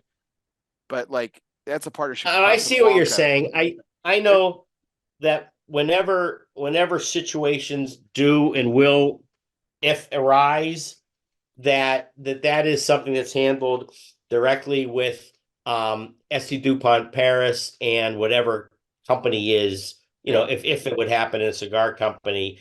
And knowing, look, I'm no lawyer, but knowing that this isn't a competing cigar brand, Right. right? Like all of a sudden, if you and I start a cigar company and we think that we can name it Monte Cristo number 63. Oh, Right. no, it's 63, whatever, or I don't know. I'm making things up, right? Right. But that's all done. Um, let's call that in-house, right? Mm-hmm. Just to make sure those kind of things don't happen. And if they do, then it's all handled through the right people. And quite frankly, people like me that didn't go to school to be a lawyer, um, put the right people in the right positions to talk about that stuff, and not me, if Well, that makes sense too. I mean, if anything, it's a nice promotional piece. Yeah. It's a nice promotional piece or marketing piece for other brands too, whether they're not related or not. Here's a good example. Year of the Dragon. Oh gosh, yes, yeah, right. Mm-hmm. Okay. Yeah. So by the way, we did a Year of the Dragon collection. Mm-hmm. Okay. And so did 1, 2, 3, 4, 5. There might be 6 other cigar companies. I think it's more than that now. Yeah, it's Okay. insane. Yeah, it was insane. Right. Yeah. So I think, and I again, I'm no lawyer and I get no idea. But if you trademark either the design or the name, then you got a trademark under certain categories, I'm assuming, be it an ashtray or, I don't know. So, but yeah, that, it's there's a lot of what's the right word here? We're intertwining, but again, that's, I can tell you how to sell merchandise, Right. promote, and do everything else, but I don't get involved with that stuff. Yeah, and like I But I'm said, I reading wasn't. about it. Yeah, like I said, I'm not trying to get anyone in trouble here, but I was just interested from the perspective of like they aren't competing things. It's not like you're trying to, like you said, you're not trying to launch a Right. cigar brand with that name. These are really beautiful collections, and if we could get back to it, the one thing, the other one that I was really loved, and this is actually a picture of you holding it. Um, this is actually during our interview. John McTavish of Developing Palace took this photo. This is of the graffiti piece, which is Yeah, cool, also right? really great. And my question, if you remember when we were talking about this piece specifically, my line of question was really, I'm interested to talk a little bit more about this because SD Dupont, like we said, this uber luxury, we've been talking about it all night, the suit and tie, the expectation, but you guys aren't so uptight that y'all don't like expand yourselves creatively. Like there is, I mean, this would be very much the same thing with the mosaic. These are very much new age, very modern twist. Yeah, modern's probably the right word. That you probably that it's a different demographic that's going to go for this. But like you said, the SG Dupont collector is going to love the breadth of what you guys release stuff. They're not just interested in the gold plated line too, which is immaculate. Well, I also think, Bear, that you need to get a younger consumer into the categories. And the categories aren't just my stuff, it's into cigars too, right? Mm-hmm. Sure. So how do you appeal to the younger crowd? And you can see all these cigar brands are kind of doing that with different bands, different colors, stuff like that. And so do we. That's, you know what? There's a, unfortunately, the yesterday's SD DuPont consumer is very important to us, but tomorrow's is even more important. And who is that? That's the younger, that's the 20, let's call it the 21 to 30-year-old age group. And that's what you got to, and that ashtray right there hits right where they like. That is modernism, creativity, things like that. Mm-hmm. Yeah, new age kind of modernistic look Yeah. to it, and Hell yeah. I mean to take nothing away from it. I mean the craftsmanship is still there. Like just because, and this is something that I was trying that because I remember when I was in retail, you guys came out with the Fender Yeah. collection, Yep. and um a comment was made too, is like, well, the who here is gonna want a Fender Dupont? And I said, a musician, a musical aficionado. Like, Fender is, Fender isn't just for, kids with mohawks and, punk rockers and stuff now. Fender has is a name in this business. I mean, there are people now that grew up on that music who, dreamed of having the Fender Stratocaster that never could afford that, but now they've grown up, they have jobs and they're making money, and now they get to own a Fender pen or a Fender lighter and things like that. And that's a partnership that I thought was great. And that collection was gorgeous too. The Tobacco Burst was probably one of my favorite looking lighters that you Well, guys have ever done. think about that Fender collection, right? That you also appeal to the SD DuPont collector that buys every limited edition we make. They collect them, Right. okay? But don't underestimate. In other words, what's a good example? I'm thinking. Here's a good one. Harley Davidson. Okay, Oh, there you go. Yeah. you could have the world's leading brain surgeon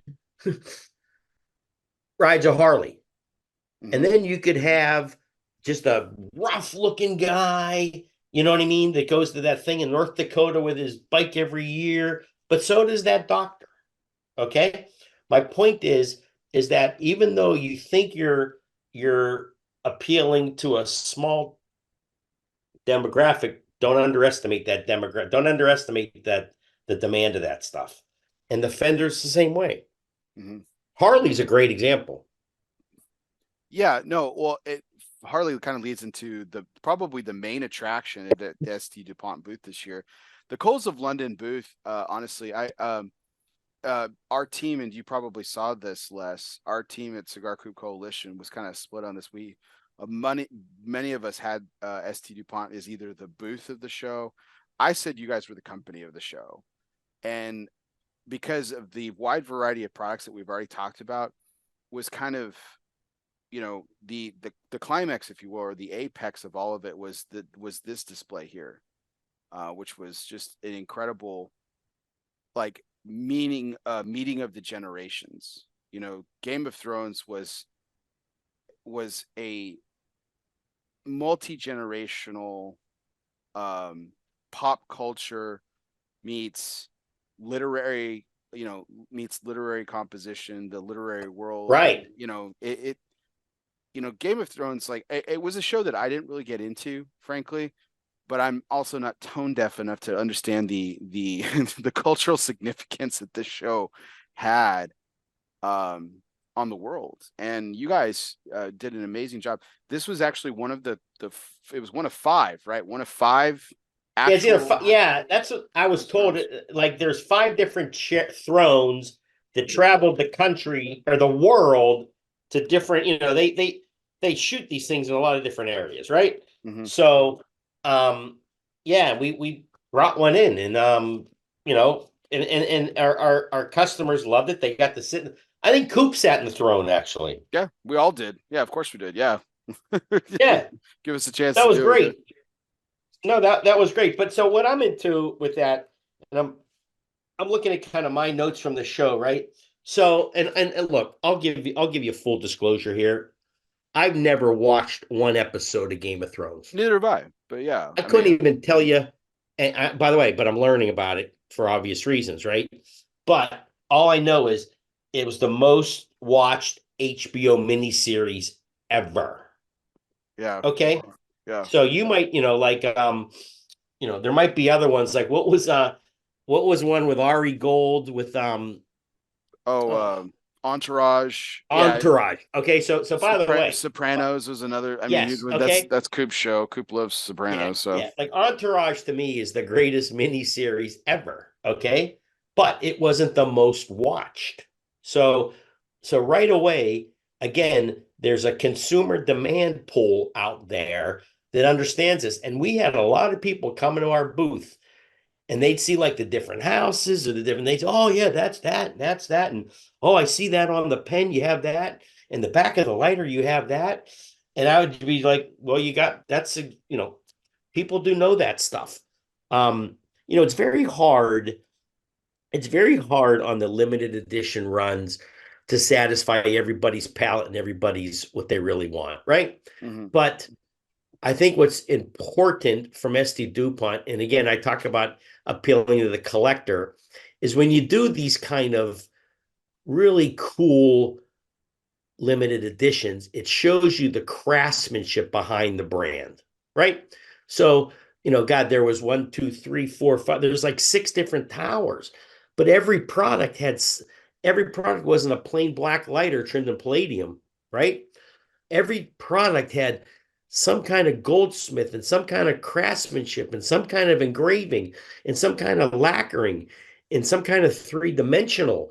And the clip on the end of the top of the clip had something. Like everything had things. It almost, and we've talked about this before, when you walk into our DuPont booth at PCA, it's almost like walking into an art museum. Mm-hmm. Or you stare at this product and you either say, how in the hell did they do that? Or you yell to the person you're with, says, come here, you got to come see this one, right? So to me, I talked about the DNA. At the beginning, we talked about myself at the Pittsburgh accent and Crevette, the French, the Parisian accent, and the DNA of the brand, right? The DNA of this brand is all about history, quality, luxury, but in my opinion, it's just craftsmanship.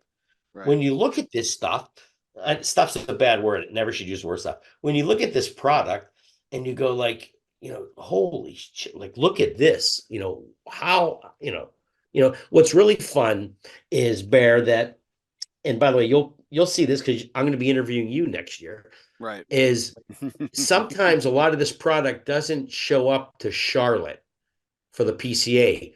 It comes with the team from Paris. Okay. So you don't even know what it's going to look like. And the coolest thing for me, and don't forget, I'm not in Charlotte, so I might be on a Zoom call with Marco or Michael or our team, and they'll Zoom me or send me pictures on their phone. Okay, but like when you open up the trunk and you see this stuff for the first time, it's remarkable. Mhm. And there's a reason that nothing in that booth isn't everything is behind lock and key. Hold on. Not because people are going to steal it, they might steal it. What I'm saying is all this new product, it's artwork. The Mona Lisa is behind Yeah. lock and key, right? So many people love coming through our booth, treating it as that they're going to the Louvre. The Louvre is another one of my French words, by the way. So they're going to the Louvre, and they see this stuff that there is nothing like it on that trade show floor. No, no, there really isn't. And here's what I'll go. There's like two other products I want to talk about, and one of them is this one, and it's kind of the polar opposite of what we've been talking about. And here's what I'll say about Dupont. My time working in retail, my years going to the booth, talking with folks like yourself and Alon.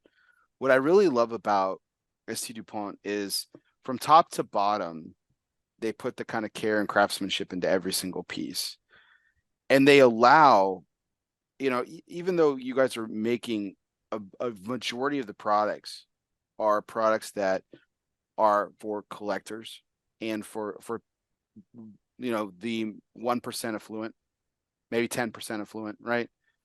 The top 10% affluent. They're those are the type of people. But you guys are saying what I really love about SC Dupont is they're saying, like, listen, we have something for everybody. Now, we're not making $10, we're not making $2 Bics or anything like that for the everybody person. But if you want something of quality, if you want something of greatness, you can have an ST Dupont. And I mean, I have a mini jet, like, and I take care of that thing.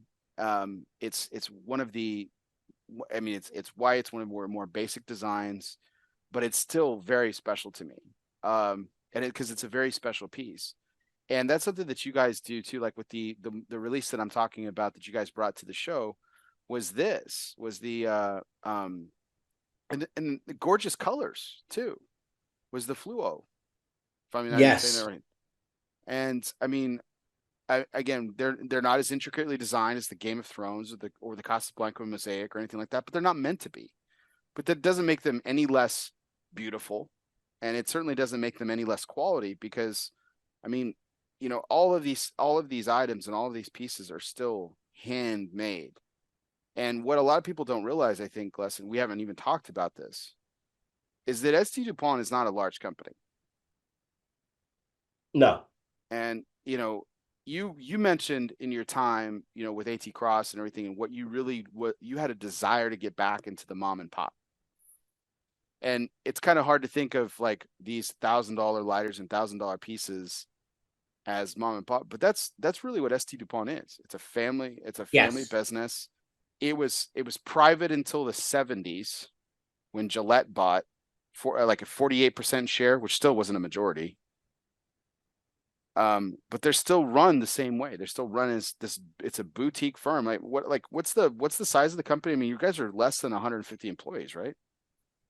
Yeah, no, I that includes Favers too, but I can get that back. I hate one thing I've learned in all my years of work, business, and life. If you don't know the number, don't say it and get back to someone because I don't want to give you a number that I don't know the exact number on. Um, but it's funny, didn't Corvette say how many people Yeah, worked in the factory? yeah. He talked about it. Yeah, that's what I was saying. I Like, thought he did. it might even be smaller. I might be bumping it up too high, to be No, honest. I think there's probably close to two. You know what? I'm really bad at that stuff. Um, but for instance, I want to get back to what you said kind of on your mini jet thing, right? And I want to get back to what we talked about with graffiti and getting the younger consumer into the game. You know, guy or girl graduates college, gets first job, gets apartment, maybe not a house, maybe they gets a house, and then all of a sudden they want a BMW. Okay, so they can get a 3 Series BMW, And you know what? They're in the showroom, they see the 5 and they see the 7, they see the 8 and everything else. And it gets them to work harder because now they have the entry level, but they want the next step up and the next step up. And you can kind of look at our products with that way too, where Yeah. it goes from the torch lighters up to the Legrand, right? Hmm. And it's getting someone into the brand like Dupont, like BMW. When you're getting into that brand, you're not leaving that brand. So you want to get people into our brand, just like you get people into the BMW cars, because their next car, they're going to trade that 3 in and upgrade to a 5.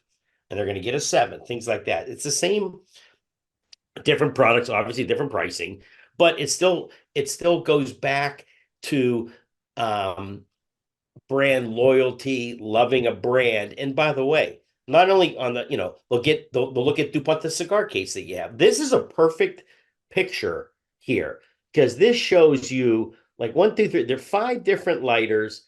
There's a cutter, there's a pen, there's a cigar case. Like this really is 80% of the world of SD. Here's your, by the way, bud, here's your art of fire, art of writing, and art of travel. Okay. So you just don't have you just don't have the jewelry, which we did that lighter necklace, which is super cool. But here it kind of shows you the 3 different pillars to the SD DuPont brand, all within one collection Collection. release. Yeah. And that's important. It's important to show it. Yeah. These collections are gorgeous too. I really like I really like the green. The blue's really sleek too. You can't really tell from this photo. But the blue's really sleek too. Like on the which one is this? And I'm going to test your eyes here, Les. But this one right here, this one in the left hand corner, Oh, that's a maxi jet. that's the Maxi, right? Yeah. Yeah. So you have, Um. so by the way, so you got the maxi jets. What you can't see on the photo. So take the blue, right? So you Mhm. got maxi, then you got mini to its right, then you got a punch cutter to its right. Then above it, you've got a Defi Extreme. Way left, you got a Slim 7, and there's a Legrand in there too, and Mhm. the top that you don't have. So you got it. You got it. Basically, you got it all. And by the way, the Legrand in that series pings louder than the Diamond Head Palladium and the Diamond Head Gold in the regular Legrand series. That pinger is unbelievably loud. And I love that black finish, that like PVD finish, whatever they call Yeah. that. PVC finish. I PVD is love. Providence. Yeah. PVC. I love the black finish on the Maxi, and with the blue accent or the green accent or the orange accent. I think it's awesome. Love it. Yeah. That's a good showcase right there. Now, one of the first things you talked about was the one of the newest things that you guys talked about too, and it was like the first thing we chatted about before we got into Game of Thrones was the Fire X series, Yep. which was I mean, these are gorgeous too. You got a picture of the line too small. It's my favorite lighter at the show. I believe this is it. Yep. So that's 3-dimensional.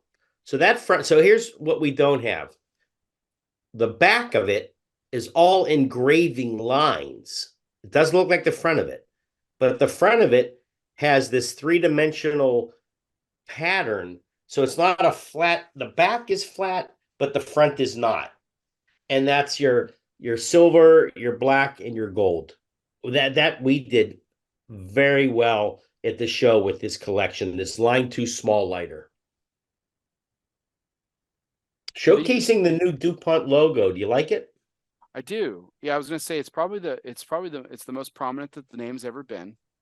Mm-hmm. Um, and I find it interesting that it's on the line too this way. But I really liked the new logo. You know what this reminded me of when I first saw it? How, and I hope I'm right on this, and Dave Savono and Marvin will kill me if I'm not.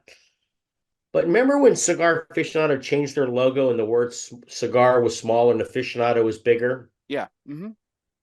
That kind of reminded me of this with ST kind of small, but DuPont bigger.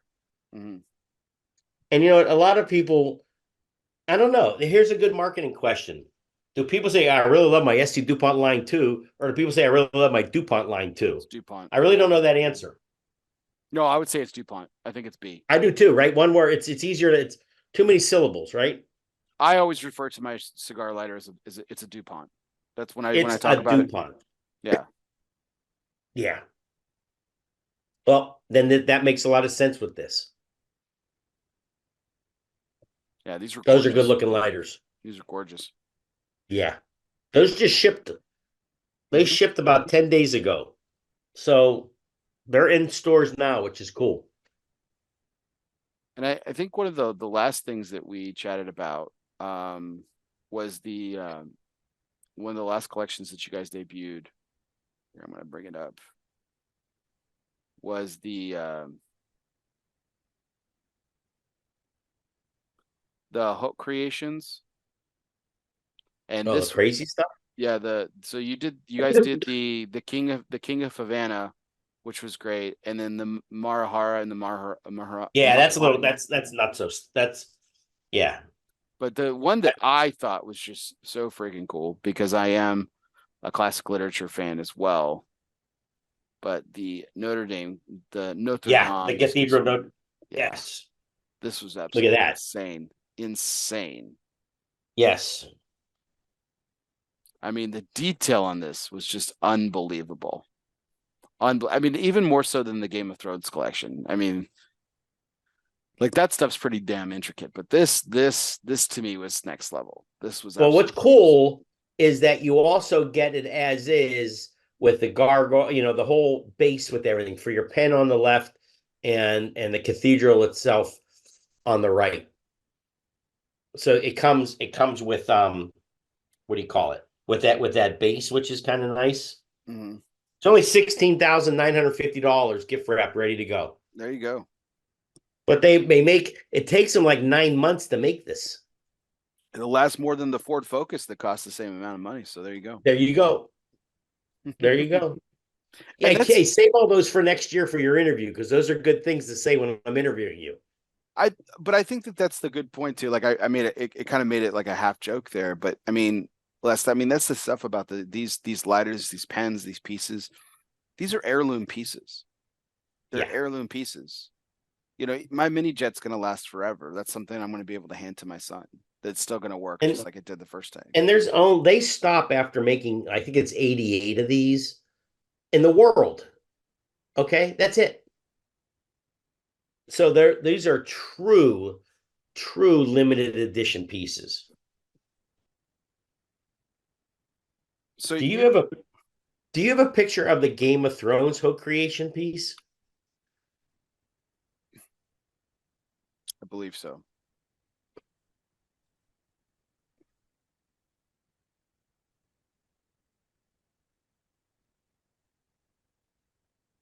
Let me That because see.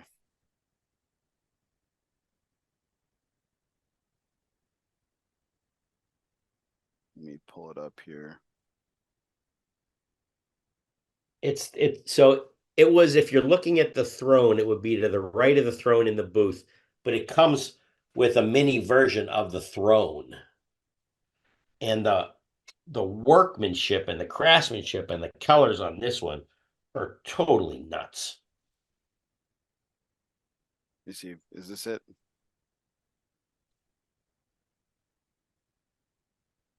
Yep. Look at that. Yeah, this is gorgeous. And like I said, the colors were really great. But like for me, like the Notre Dame collection was just, Yeah. the detail on that was even more insane. Like, I thought that was just incredible. But this is gorgeous Well, too. hey, here's a going for you, Bear. And I agree with you. I thought the Notre Dame one was really great. We had so much cool stuff, introductions also in the booth that didn't make it on the main walking area. That was on the outside because it wasn't going to replace Fluoro and Firex, Graffiti, Casablanca, and Game of Thrones. So it had its own little case over on the in between us and Perdomo is where that case was. Right. Yeah, it was a little off the off center and stuff, but I thought The Notre Dame and the Mosaic were the ones that I thought the Notre Dame was probably the most impressive detailed wise. Yeah, The that's cost crazy. the Mosaic was the one that I was the most excited about. Um, not that I'll ever be able to obtain them probably, but I thought, I mean, those were incredible pieces. Yeah. We talked about the partnerships that you had when I was asking my question about, you know, potential for trademark, but you guys have partnered with some great companies. You did the 30th anniversary for Perdomo. You've done stuff with Opus X. You've done stuff with Tatuaje. You did the NFT, you know, with Yeah, that was A. cool, wasn't it? That was a great project. And then of course the Padron 60th, Yeah. which is upcoming. Um, and you guys have done this before. You guys did this for the 50th as well. And Yeah, this one's very special for a lot of personal reasons for me and obviously with Dupont and for the Padron family. Um, what's cool here. So first of all, what you don't see, there's an ashtray. So you don't see the ashtray, but you do see a Biggie lighter front right. You see a line 2 lighter in the middle and a Legrand next to the cutter. So there's one, two, three. There's 5 pieces in the collection. But what's really cool, and I think it's that lighter, the 2 lighters in the back are the Ho Creation, which is a 3-dimensional piece. And that we're only making 88 of. We actually made one for Padron family of Jose's face. And we wow, presented that to George, and that was incredible. But that's not for sale. That's a one of one, one of right? one. But what's so cool and what you can't see on your pictures is that you got cube outlined, you got the hammer on the side. There's a lot of other things to this lighter beside the front.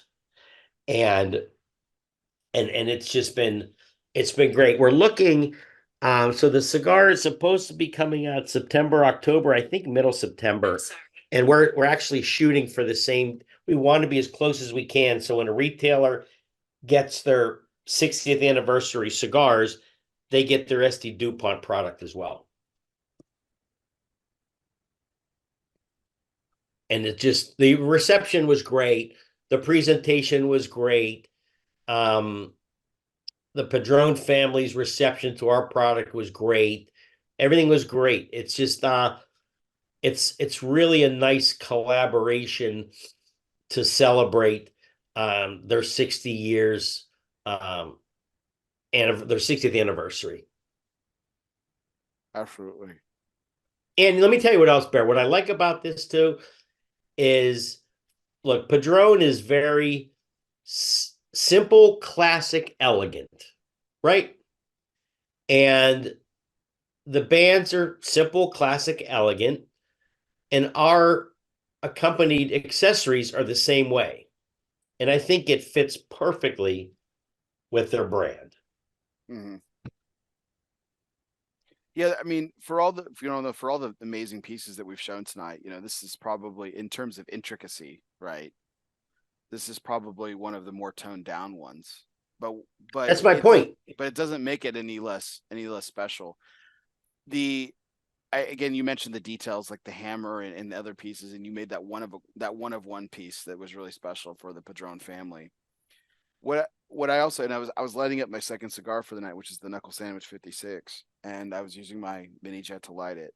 Um, what we talk about is these things don't just these lighters don't just look good. These are heirloom pieces we talk about because they get passed down, but they also the functionality of them. You know, how many times have you held a lighter in your hand and full tank of fuel, and it still takes a few clicks to get it going, right? Oh yeah, that's yeah. My Yep. mini jet lights first time, Every time. every single time. And this is by and large, it's the one of the lower tiered products, right? And again, I'm not ashamed to say that because, you know, yeah, I didn't pay thousands of dollars for this piece, but it is an ST DuPont quality piece. And Fair, but it still has the DuPont name on it, so it better work right. exactly. Exactly. And you guys take pride in that. regardless if it's hundreds or thousands of dollars. And And you know what? that's The other that's thing what it is. too, and because you use your Dupont lighters a lot, that mini jet a lot. One thing where I found when I'm either doing events or I'm in a shop and I'm demonstrating product, you want to light that cigar right away. So you want to go quick with your lighter, but you got to go slow with that trigger because that spark has to hit that butane to ignite that flame. And sometimes when you go really fast, you're too far ahead of the game that the butane can't catch up to the spark from the piezo. So I would say that one of the most, the one common occurrence with Defi, Maxi, Slim 7, and Mini, and to a point, the Biggie and the Slimmy and the Twiggy, is that you got to you got to let the butane hit that spark. Mm-hmm.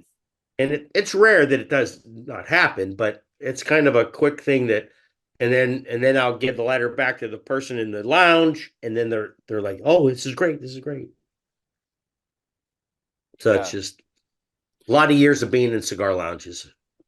Well, yeah, and I mean, you want to when you're lighting a cigar with something like this. I mean, you want to take it slow.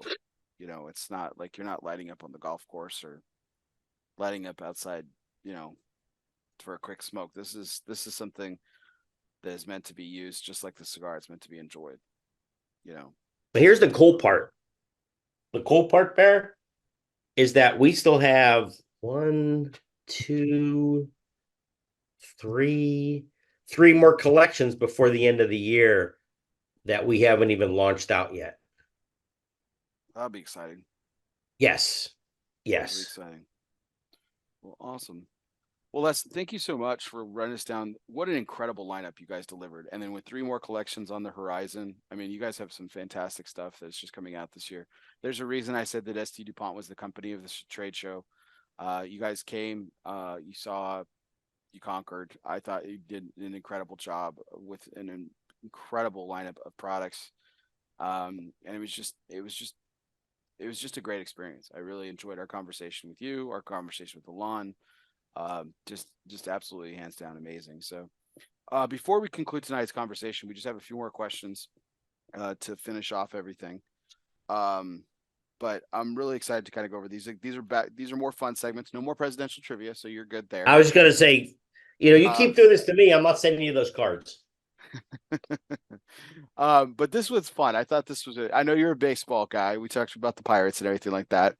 Yeah. Usually I do a this or that segment, but I thought this would be fun because I know Yeah. you're into baseball trivia as well. So I wanted to get your opinion on something. I'm smoking a Yeah. knuckle sandwich, as I said a moment ago. Uh, Yeah.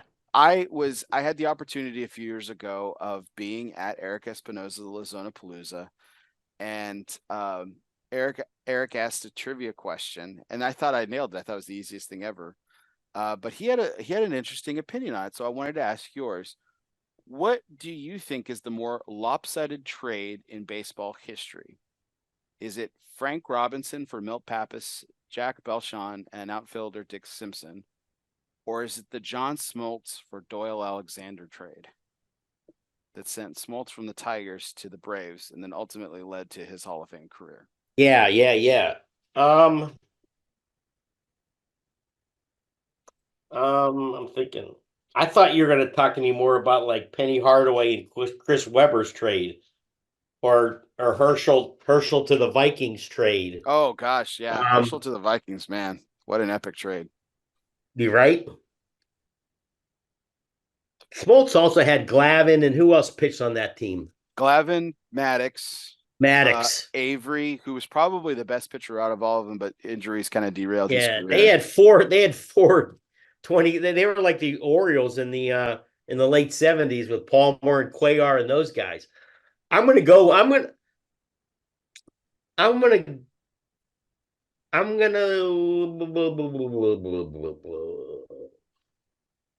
I'm stuck on the Braves. I'm stuck on Smoltz. Yeah. That was Eric's contention. I thought that the universal answer to this question was always the Frank Robinson trade. They say he's over the hill at 30. They trade him away Right. to Baltimore. He ends up winning the MVP. the second to last American leaguer to get the Triple Crown. Yastrzemski does it the following year, and then Miguel Cabrera does it in 2012, and then that's it. What year does that trade come? What year is that 60, trade with Frank Robinson? 65. 65. Yeah. Before both our times, but still. Yeah, you know what? I think it's hard. I think it's hard to make that like I remember those Braves teams. Mm-hmm. When I dated back to the Orioles, and I was more on like what was it, Boog Powell? Did Boog Powell play first base for them? Big Powell played for the Orioles, yeah. Yeah, with the and what you call it Brooks Robinson at the hot um corner. yes, Brooks Robinson. Yes, yeah. So no, I don't know. I can remember those Braves teams. Um, it was just every night there was a better pitcher.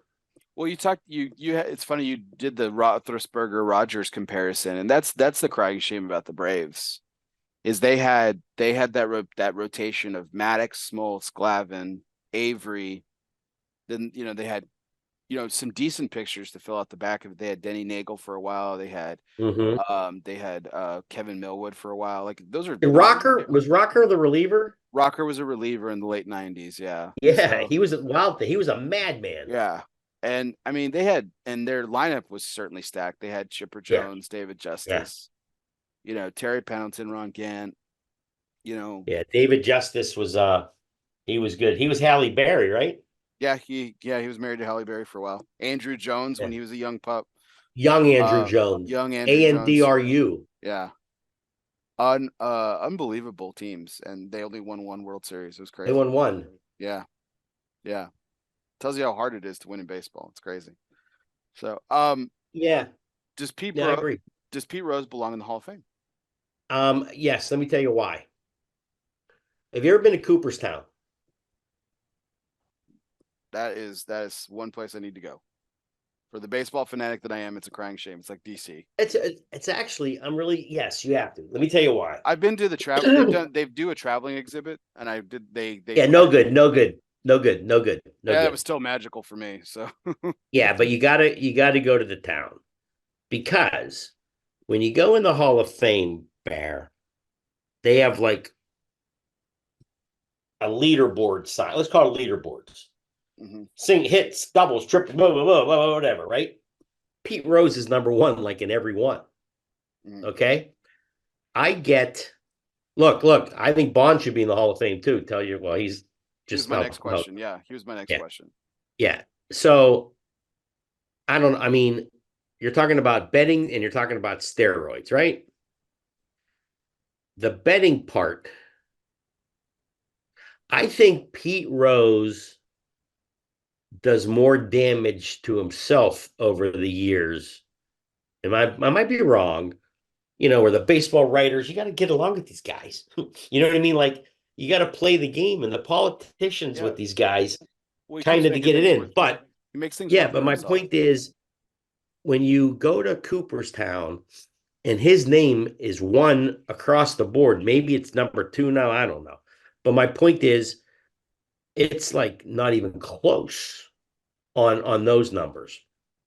Now, Bonds, does the steroids make the ball go further? I guess so, but your eyes got to make contact with the bat. I don't know. I just think Bonds has this crazy statistic.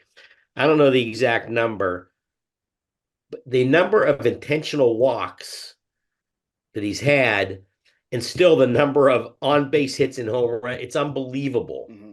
Like I don't know what the number. I don't. There's something there There's some with crazy Bond stats out there. get crazy. They're crazier than Tony Gwynn stats. Well. I've been reading Tony Gwynn stats on how many times he struck out in a career versus some guy did it all in April or May or something. Yeah, Like that's true. Tony Gwynn stats are so here you go, right? San Diego Padre, whole career. Whole career. How many World Series? 0. Okay. The problem with Tony Gwynn is unless you're a real baseball fan to appreciate those numbers, you never really saw Tony Gwynn play in September and October. Yeah. But you look at those stats, by the way, his stats might be, if you remember I told you about Roethlisberger 500, like if you break down Tony Gwynn's stats, and a lot of it is on how many times he struck out. ESPN always has good, like every day they come up with some other crazy, something like mind-boggling statistic, right? And they do Gwynn a lot. And I'm trying to think if it was Nolan Ryan, because Nolan Ryan's got crazy statistic, like crazy weird statistics too. Mhm. Was it wasn't Jeter? Was it Mattingly? Maybe, I don't know. On base percentage, whatever the hell it is, right? But getting back to Bonds, so like I remember when he got traded. I mean, he was. Let's make this up. He was 165 pounds soaking wet for the Pirates, and 5 years later, he's 255 Mhm. and his neck weighs like 80 pounds, right? Yeah. I mean, there's definitely something happened. But I remember when we would, if the Giants were on TV, it kind of like this guy, Anthony Edwards from Minnesota, kind of like Michael Jordan. When he's on TV, you're just watching him. Nobody else on the court, right? What's he going to do Yeah. now? Nobody Boom, boom, else boom. matters. Yeah. And nobody else mattered for the Giants for that lineup until you knew the Bonds let off the next inning, so you'd wait and watch, right? Yeah. So like that alone to me deserves the Hall of Fame. Like I would not watch a whole Giants game if it was on TV, but whenever it got to the point of what do you call it?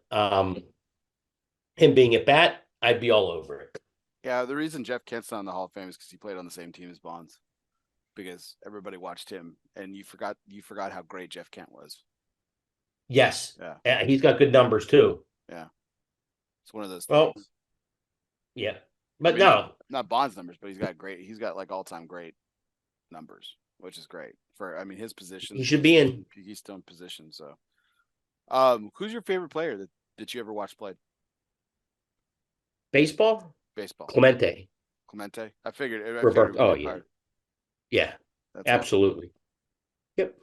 Man, he was man, talk about a life cut short, man. Unbelievable. Unbelievable. Right. 3,000 hits on the nose. 3,000 hits on the nose. Can't take that away from him. No matter Who's the pitcher?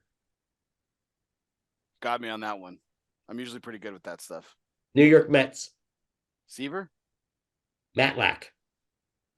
Oh, okay. Well, I'm pretty sure about that one. Yeah. Not 100%. I think I can look that up for you. John Matlack. My one of my favorite games is Bob Gibson and his final at bat that he ever pitched. He gave up a game winning home run. Years later, he played an old timers game against the same guy. I forgot who the guy is, but he ended up beaming him in an old timers game. Unbelievable. Yeah, it was great. It was great. Well, cool. All right, my man. What time is it? Oh, it's 10-1 East Coast time. All right. I stay up later for you than I do for New Year's Eve. Thank you so much. Got a last couple questions here to cap off our evening. Yeah. This is our Everybody Eats segment, brought to you by Pastani Cigars. If you always make sure that your serving style is bigger than your appetite, everybody will always get theirs. Pastani Cigars is more than just great cigars made by cool people. They embody an attitude of gratitude and grit. With Pastania, everybody eats. So, Les, what is a food or dish that you love that you would never have tried unless you were offered to it or forced to were forced to eat it by somebody else? Whoa.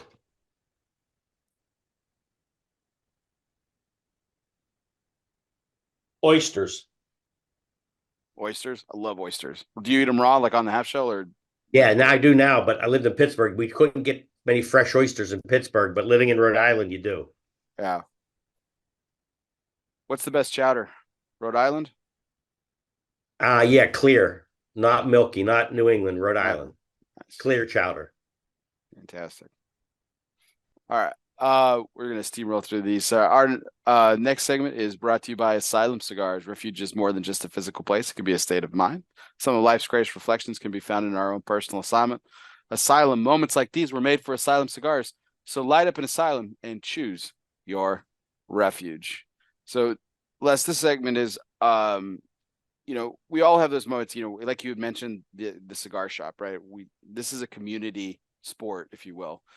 We share Hmm. cigars in the community. We're smoking in a shop, at events, with friends, celebrating a good time, family, things like that. But every so often, we have a moment where it's just us and the cigar. This could be a simple moment of reflection. It could be a moment of celebration. It could be a moment of contemplation. Probably had a dozen or so of those moments in your lifetime. But if you can recall a moment that comes to mind, what what was the moment about? And if you can remember, what were you smoking? Oh, geez. I I'm horrible with these, Bear.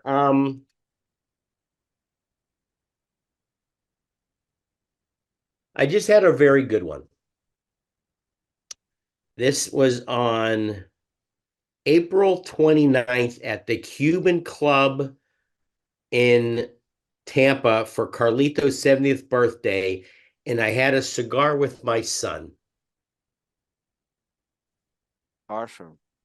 Yes, Opus X cigar. So that I think that, yeah, yeah. I mean, you have cigars at the end at the trade show or business or with friends, stuff like that.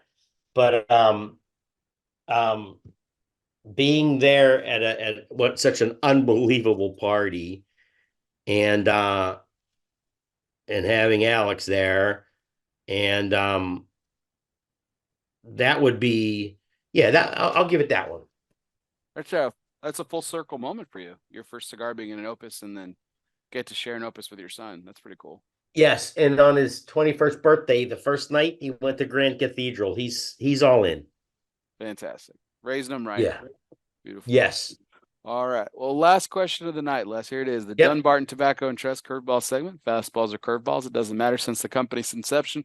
Steve Salk has been knocking them out of the park. 8 consecutive years in the consensus top three. Count them up. It's actually nine, believe it or not. 9 consecutive years in the consensus top three. Congratulations to our good friend, Mr. Steve Saka. All right, Les. Well, you've played golf. You love baseball. So what would you rather do? Would you rather win the Masters or win a World Series? Oh, win the Masters. What is Except it? I don't want Jim Nance yelling my name out from the booth because I Jim Nance gets too little crazy for the golf for me. But I would say I would say there's no doubt walking up 18 fairway at Augusta, knowing who's won before you. And the only better thing would have Tiger in Butler Cabin giving me the jacket. That would be super cool too. Man, that's a hot take. You don't like Jim Nance? And not a hot take. I just, hello, friends. And it's like Hovland tonight, he was on like 17 of the PJ. Oh, Victor's got this putt. And everyone doesn't know Victor by Victor. I don't know. I'd rather have Lundqvist, yes, sir. And, the whole call of Tiger at 16 at Augusta chipping it in off the side, you know, expect anything different, all that stuff. There's a lot more I don't know, Nance. I guess I'd like to be Nance, I guess, too, because I like to go from the final four, which he didn't do this year because CBS didn't have it. But he usually goes from the final four right to Augusta. That's a pretty nice setup. Yeah, that's pretty cool. Vern But no, Lundquist I was want to win the also Masters and I want to be in Butler Cabin and I want to put on the jacket and have Tiger give me the jacket. that'd be sweet. That'd be sweet. Do you think Tiger won another major? Do you think he's done? No, I love him, but I think he's done. Yeah, He can't play 4 days. it's so sad. What a great It is. career. But he's the greatest. Unbelievable. He's done more for golf than anybody. Yeah. Well, not than anybody, but I'm glad that I got to watch it. Mm. You're a Tiger over Jack guy, or Um, it's a great yeah, my call. dad was a Jack guy over Tiger, but I'm a Tiger over Jack guy. I think Tiger's beaten far better players, not five, Arnie Player, Johnny Miller, Weiskopf, whatever, Trevino, whatever those guys were. There's 50 guys that good that Tiger had to beat. Hmm. Yeah, different level of competition. I Yes. I love Jack though. I'm a huge Jack fan. But Yeah, I yeah, mean, hey, look, absolutely.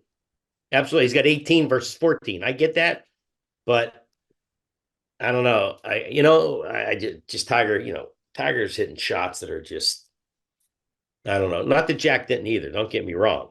Um, Tiger, single-handedly, was the swoosh, was the Yeah. red swoosh on Sunday, right? Mm-hmm. Yeah. Jack had the little golden bear. Arnie had the umbrella. Tiger wore the red crew neck, red, black swoosh.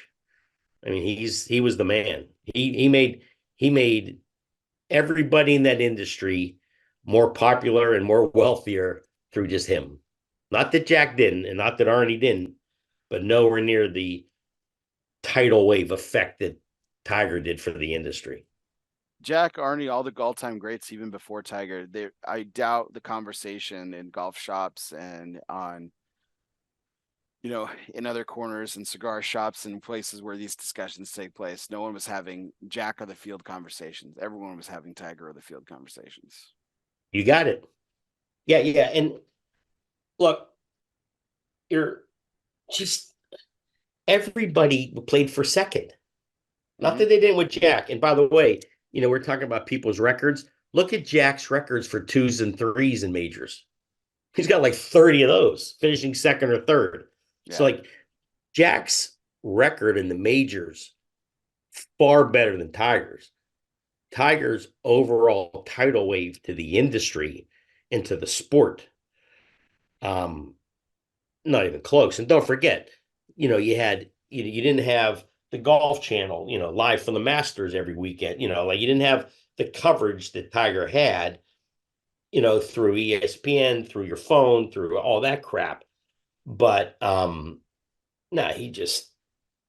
changes a golf ball and uses a Bridgestone.